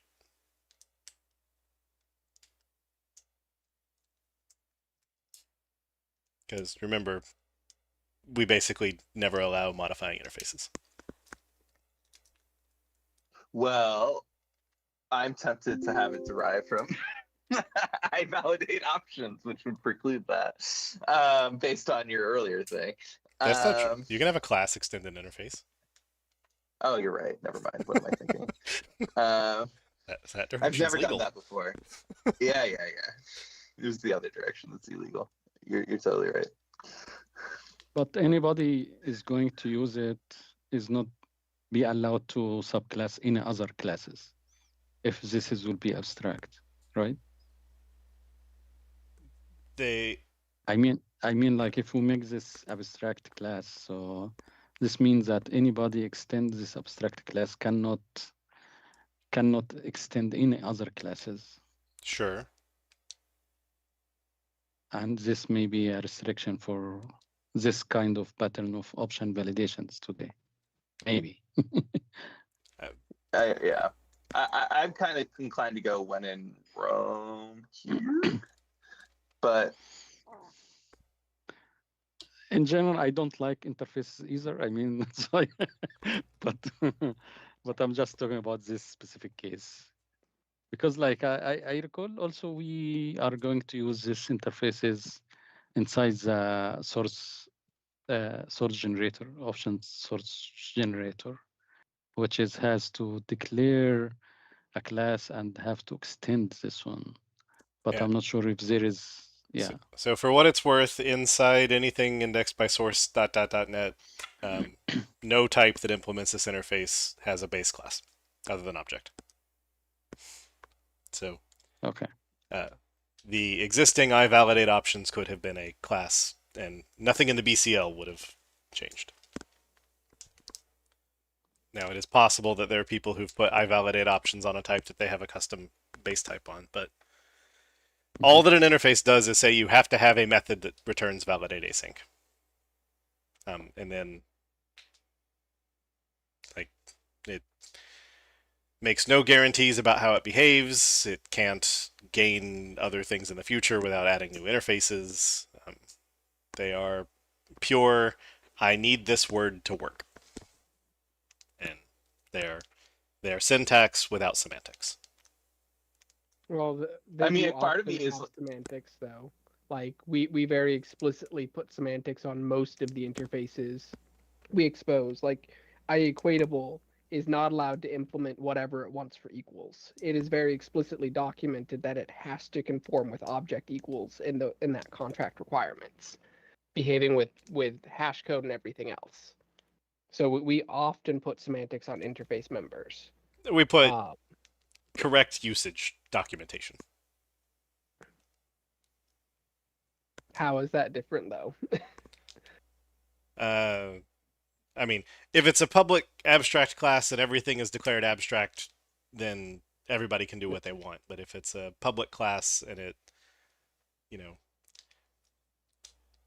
it can do the argument method pre-validation, it can do result inspection, and like you can start you could make a thing that was the I'm an equatable object base class, which again wouldn't really make sense, but the and it could say, hey, wait a minute, equals return true or false. When object equal return true, you've clearly done something wrong here. And it could throw. Yeah. So there's room for enforcing semantics.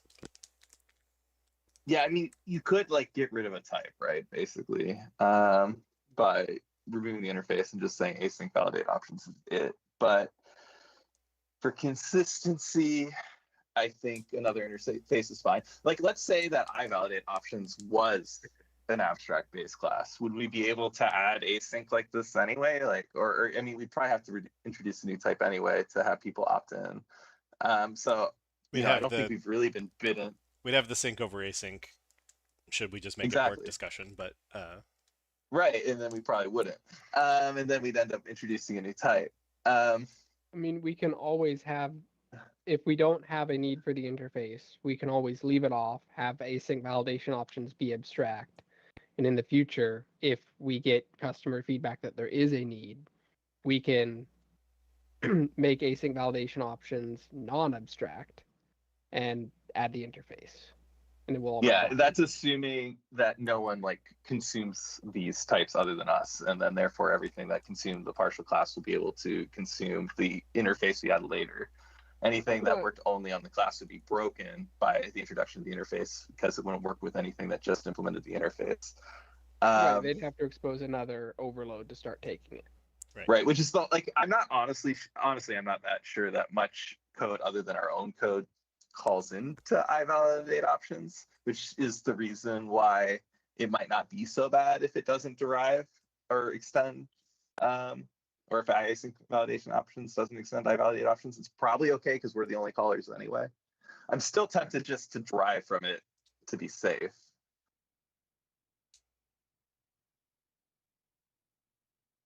But yeah, it's just like when in Rome, like it would be breaking to add the interface later, at least in some sense. It wouldn't be binary breaking, but.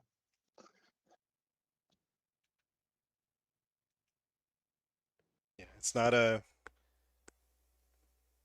thing we generally think of as breaking, but I agree there's a model that says it is ecosystem breaking because it's the same as when we introduced span. It's array. The array now effectively has a base class. Have fun. Don't you wish you had already taken it?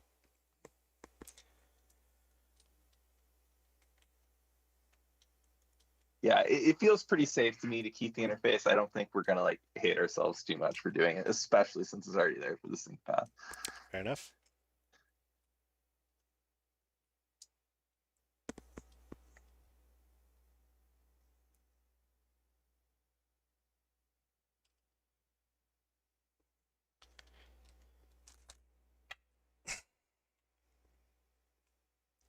All right.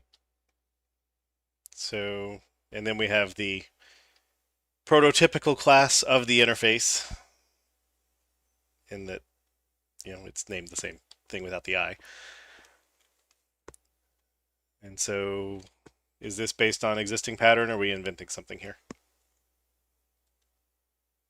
No, is it just Existing pattern. is it, yeah, the async counterpart?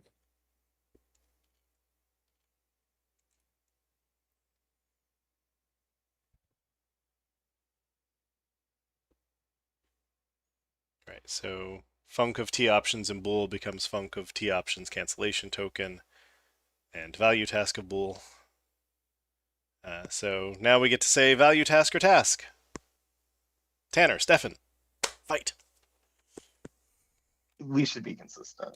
I mean, whatever we do, I want it in like all of these APIs. So since we've already used task for the base validation stuff, I don't see why we change it here.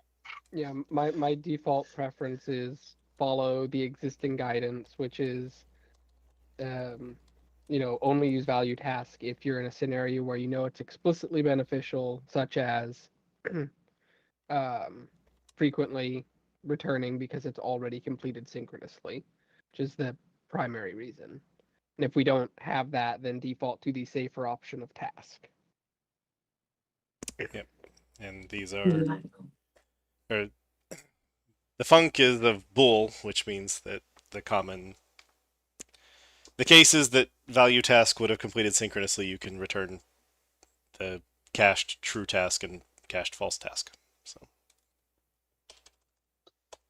I will say I would be okay with maybe removing some of the generic overloads of this async validation options. I don't know if we need to go to TDEP5, but I don't know. It is consistent. It is consistent. So it has that going for it.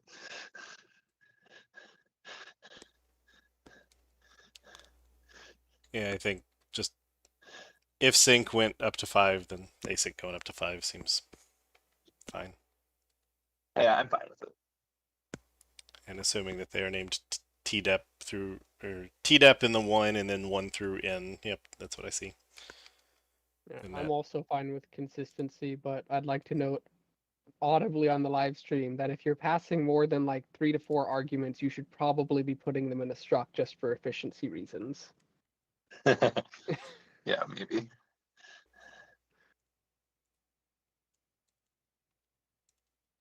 Is this struct really that much better than separate generic parameters? Is that for generics in particular?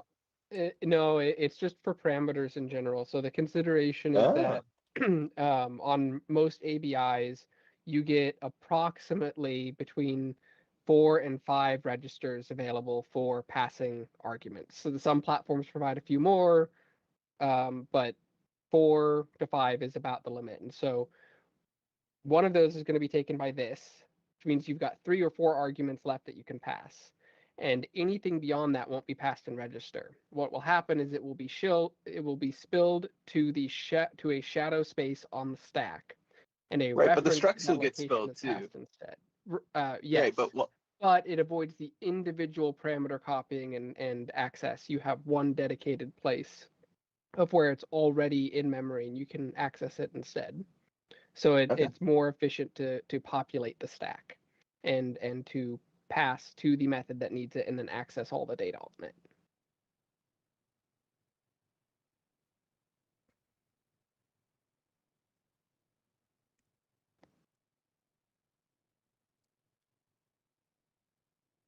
For what it's worth, I don't think any NuGet packages, I can't talk about application code. I don't think any NuGet packages use any of the dep overloads. Because dep through dep5 all have 3. They all have exactly 3 hits on NuGet.org, which I assume are infrastructure packages. The fact that they're all 3 makes me think that it's 0.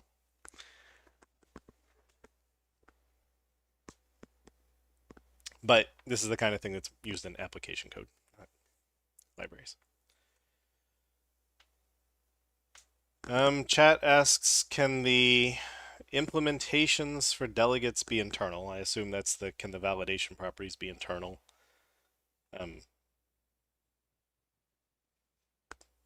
They could be, but this is really just a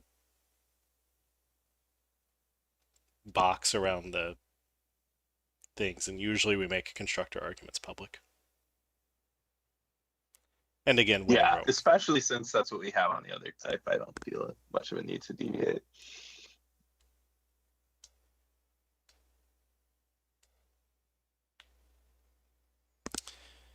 Okay.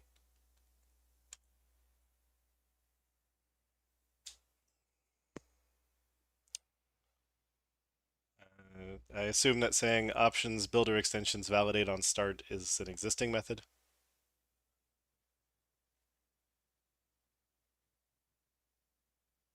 Validate on start is an existing method, I'm pretty sure, right? Yeah. And then validate on start async is just by calling the async when you're saying the later validation call should call the async call. Yeah, that's the confusing part of it, but I'm pretty sure.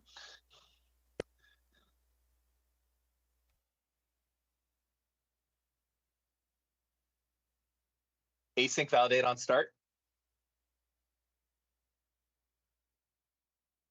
Yeah. I'd be fine if we wanted to move the async to a prefix since it's not actually an async method.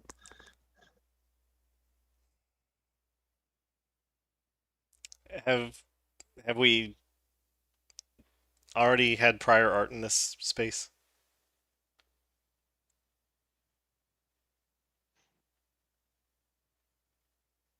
You mean for async validation in options? Anywhere in Microsoft extensions, anywhere in the builder patterns, which would be Microsoft extensions, have we named a method async to indicate that it's building a machine that will use async later, but that the builder method itself isn't async? Because so here's another thing. We could maybe just table this question by deleting this API for now. And here's why. So the reason validate on start exists, right, is because by default, we don't validate on start. We validate when you resolve the options. With async, we want to validate on start because we're worried that, like, by default, that we're maybe the discovery part might be hard though. I see you squinting, Vivi, but like I was just wondering, like, if could we just default that if you have async validation for the options that we do it on start, like without you having to explicitly say it.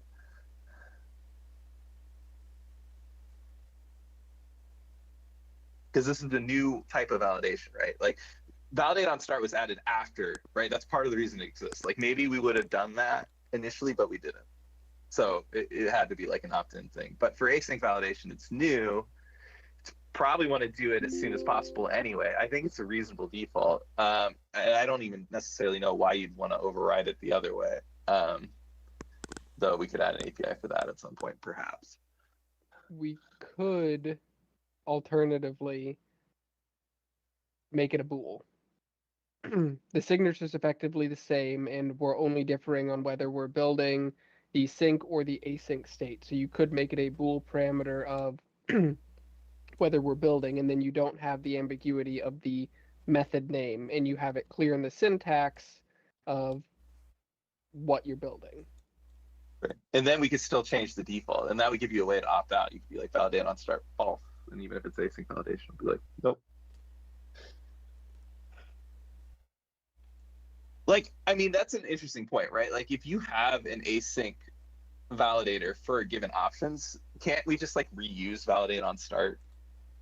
Like, you opted into it by adding the async validators. You don't need to like opt into it again.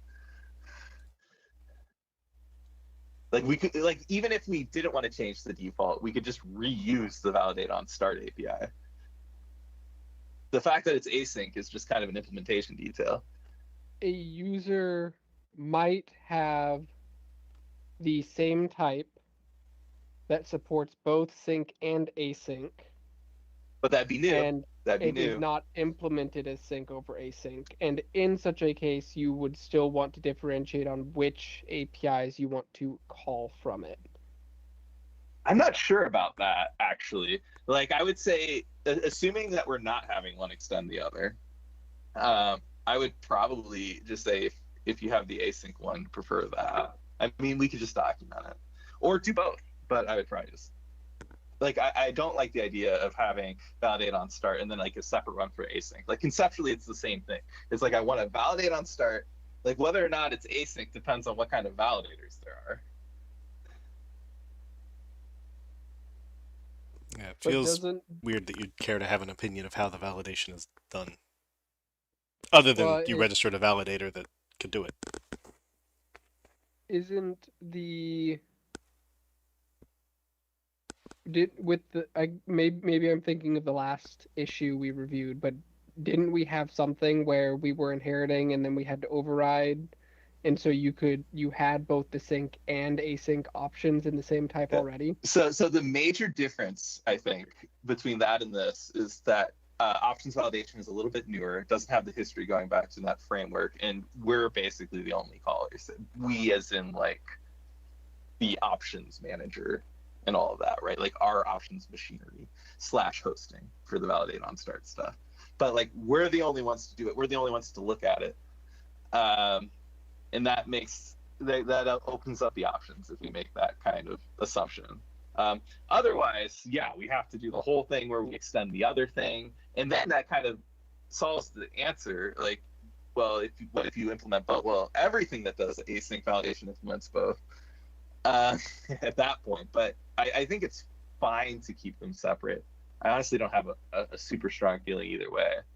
But if it's separate, then I think you still don't have a separate validate on start method. Like, I don't see why you need more than one validate on start method. If I add anything, it would be one for the bool to be like turn on off, and maybe the default's different for async, but I wouldn't add like a different one for the async validation. Yeah, if they're distinct types and you can never, and we basically say you can't implement them both, or if you do, we only ever use the async, which potentially puts you in a sync over async scenario, then I think it's fine to just have one method. But if we want the ability to specify which one, then I think just a bool parameter would suffice there.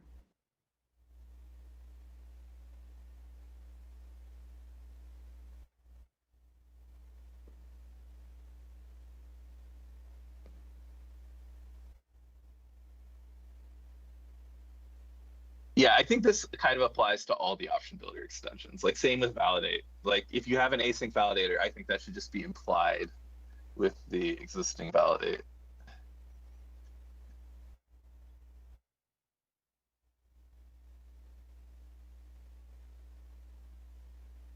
All right, so do we want a Boolean, or do we want to just remove the second half of the proposal?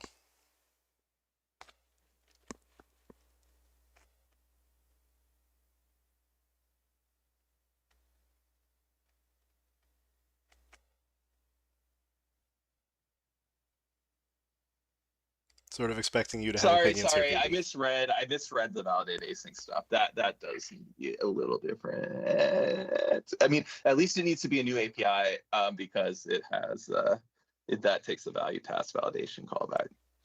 Right, but it could just be validate instead of validate async. It could be.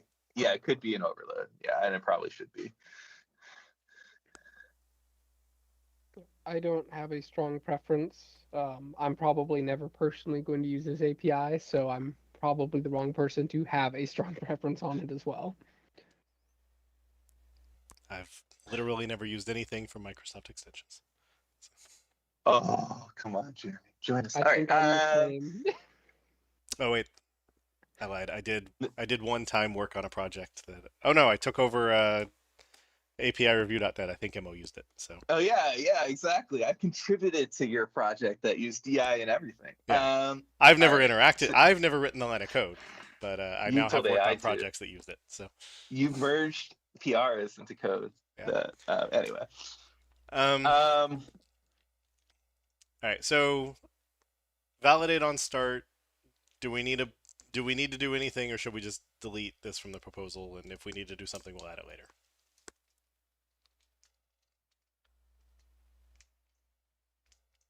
I think we can delete it. Viviana, are you okay with that for now? And just if we're validating on start, it will just light up if there's async validators. Yeah, sure. So that would mean just leaving the lambda or just in general the proposal. So We're delete that method. deleting that this he's method. Highlighting. Okay. Because it's the same parameters as the other method.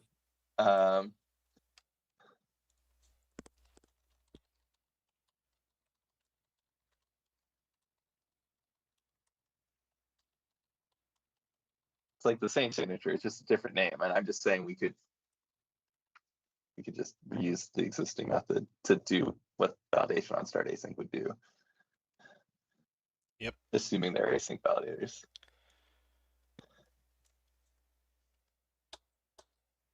All right. Do we need Yeah, this EB never type? I assume that was how it knew that validate on start async had been called. And now we can not have this type because we don't have that method. But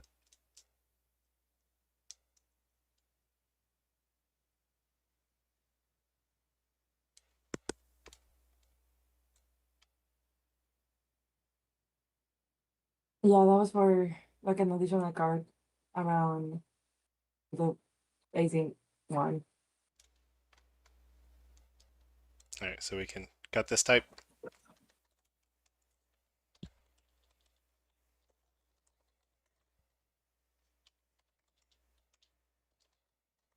I think so. So I haven't written the code. But it sounds like maybe you think we probably can. And I would assume that would include the register async validation card.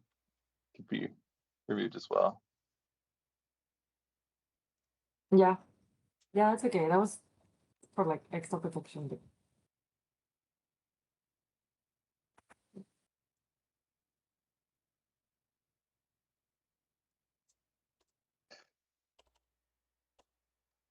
Yeah, I mean, we can always come back later. I mean, part of the goal here is to try to get this approved today, and it might be if we have to understand that and debate it, it might be harder.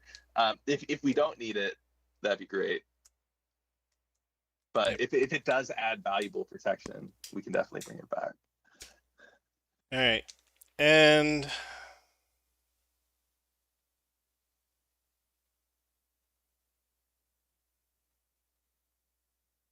okay, so I think this one's saying it wants to introduce a new extensions type on options builder, which I don't think we need to do. And then I also don't think we need async in the method. I think these should just be overloads to the existing.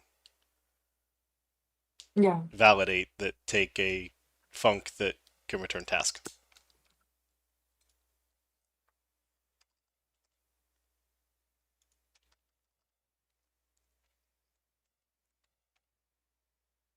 Any disagreement on that?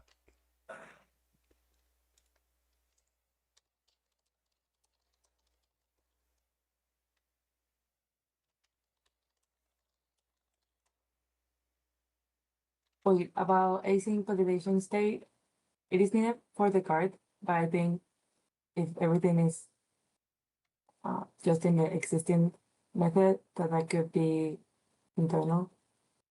Could that be an option? Right. Yeah. Exactly. If it's internal, then that's fine. That'd probably be good.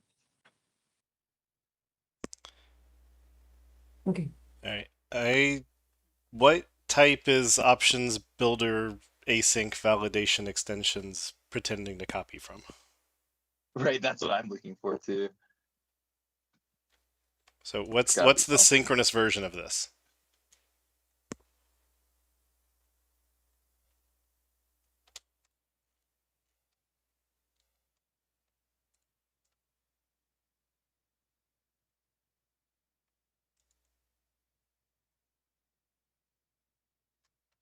Wait, I need to check it out because I'm not showing right now.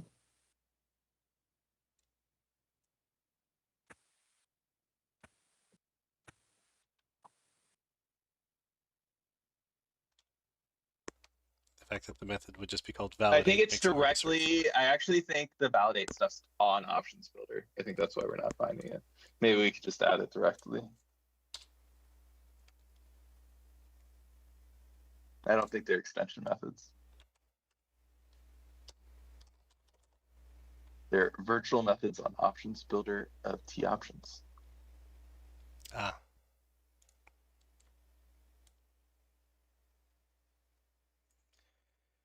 I'm like, I knew they existed. I'm like, they gotta be somewhere.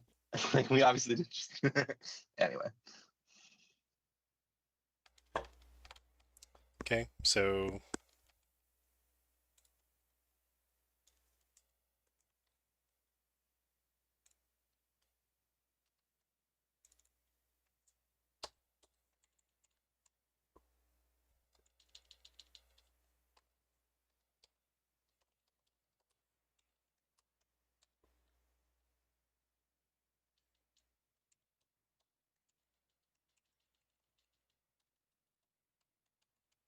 I think we want that. Yeah, that looks right to me.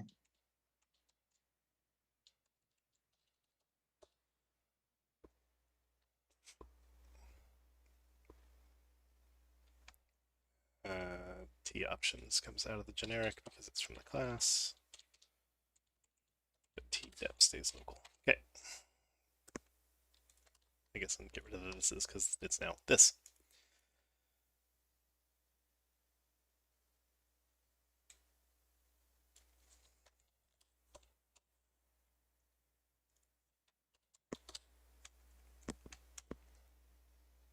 All right. So moved the options builder validate async registration methods onto the type instead of an extension method.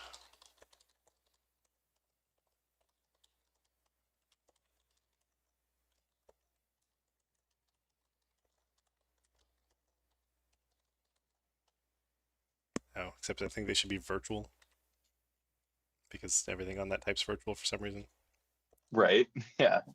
Um, in the early days of ASP.NET Core, we really emphasized flexibility. You might remember our pub-ternal interfaces and things like that. Some of that lineage carries on.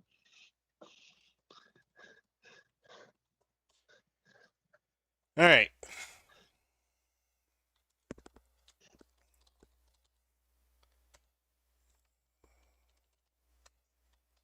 Missed some value tasks. Okay. So changed value task to task. We got rid of the validate on start async. I think we said yes, it's correct that async validate options does not extend the other one. I'm okay with it. Yeah, I think that's fine.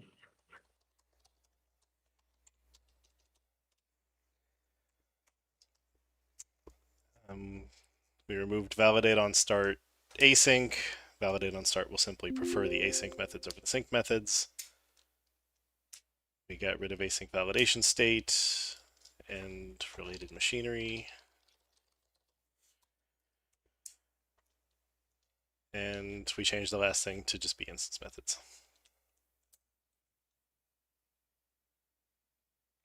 All right. We happy? We did it with only like Only a 15-minute overflow. So no, it was not a 20-minute issue. well, thank you for staying extra. Those who did. Yes, thank you all. Right. The last method, the tdep, is generic on the method itself because it's an optional argument into the validation method.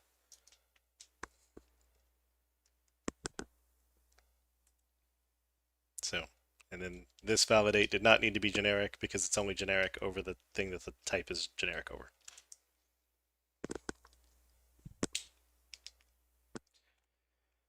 All right.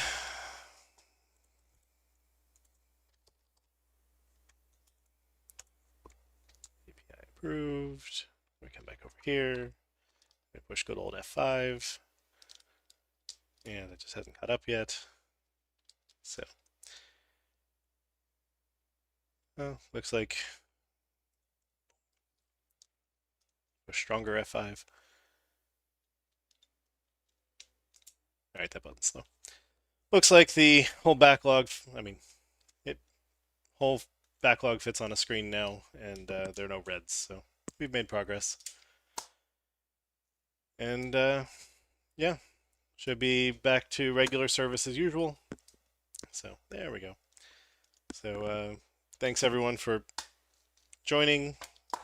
Definitely had good feedback, and we'll see you at our same .NET time on our same .NET channel next week for another round of .NET API review. As the review turns, I don't know how many TV shows can I steal at one time. Thanks all. Ciao. Later. Thank you. Auf Wiedersehen. Thanks all.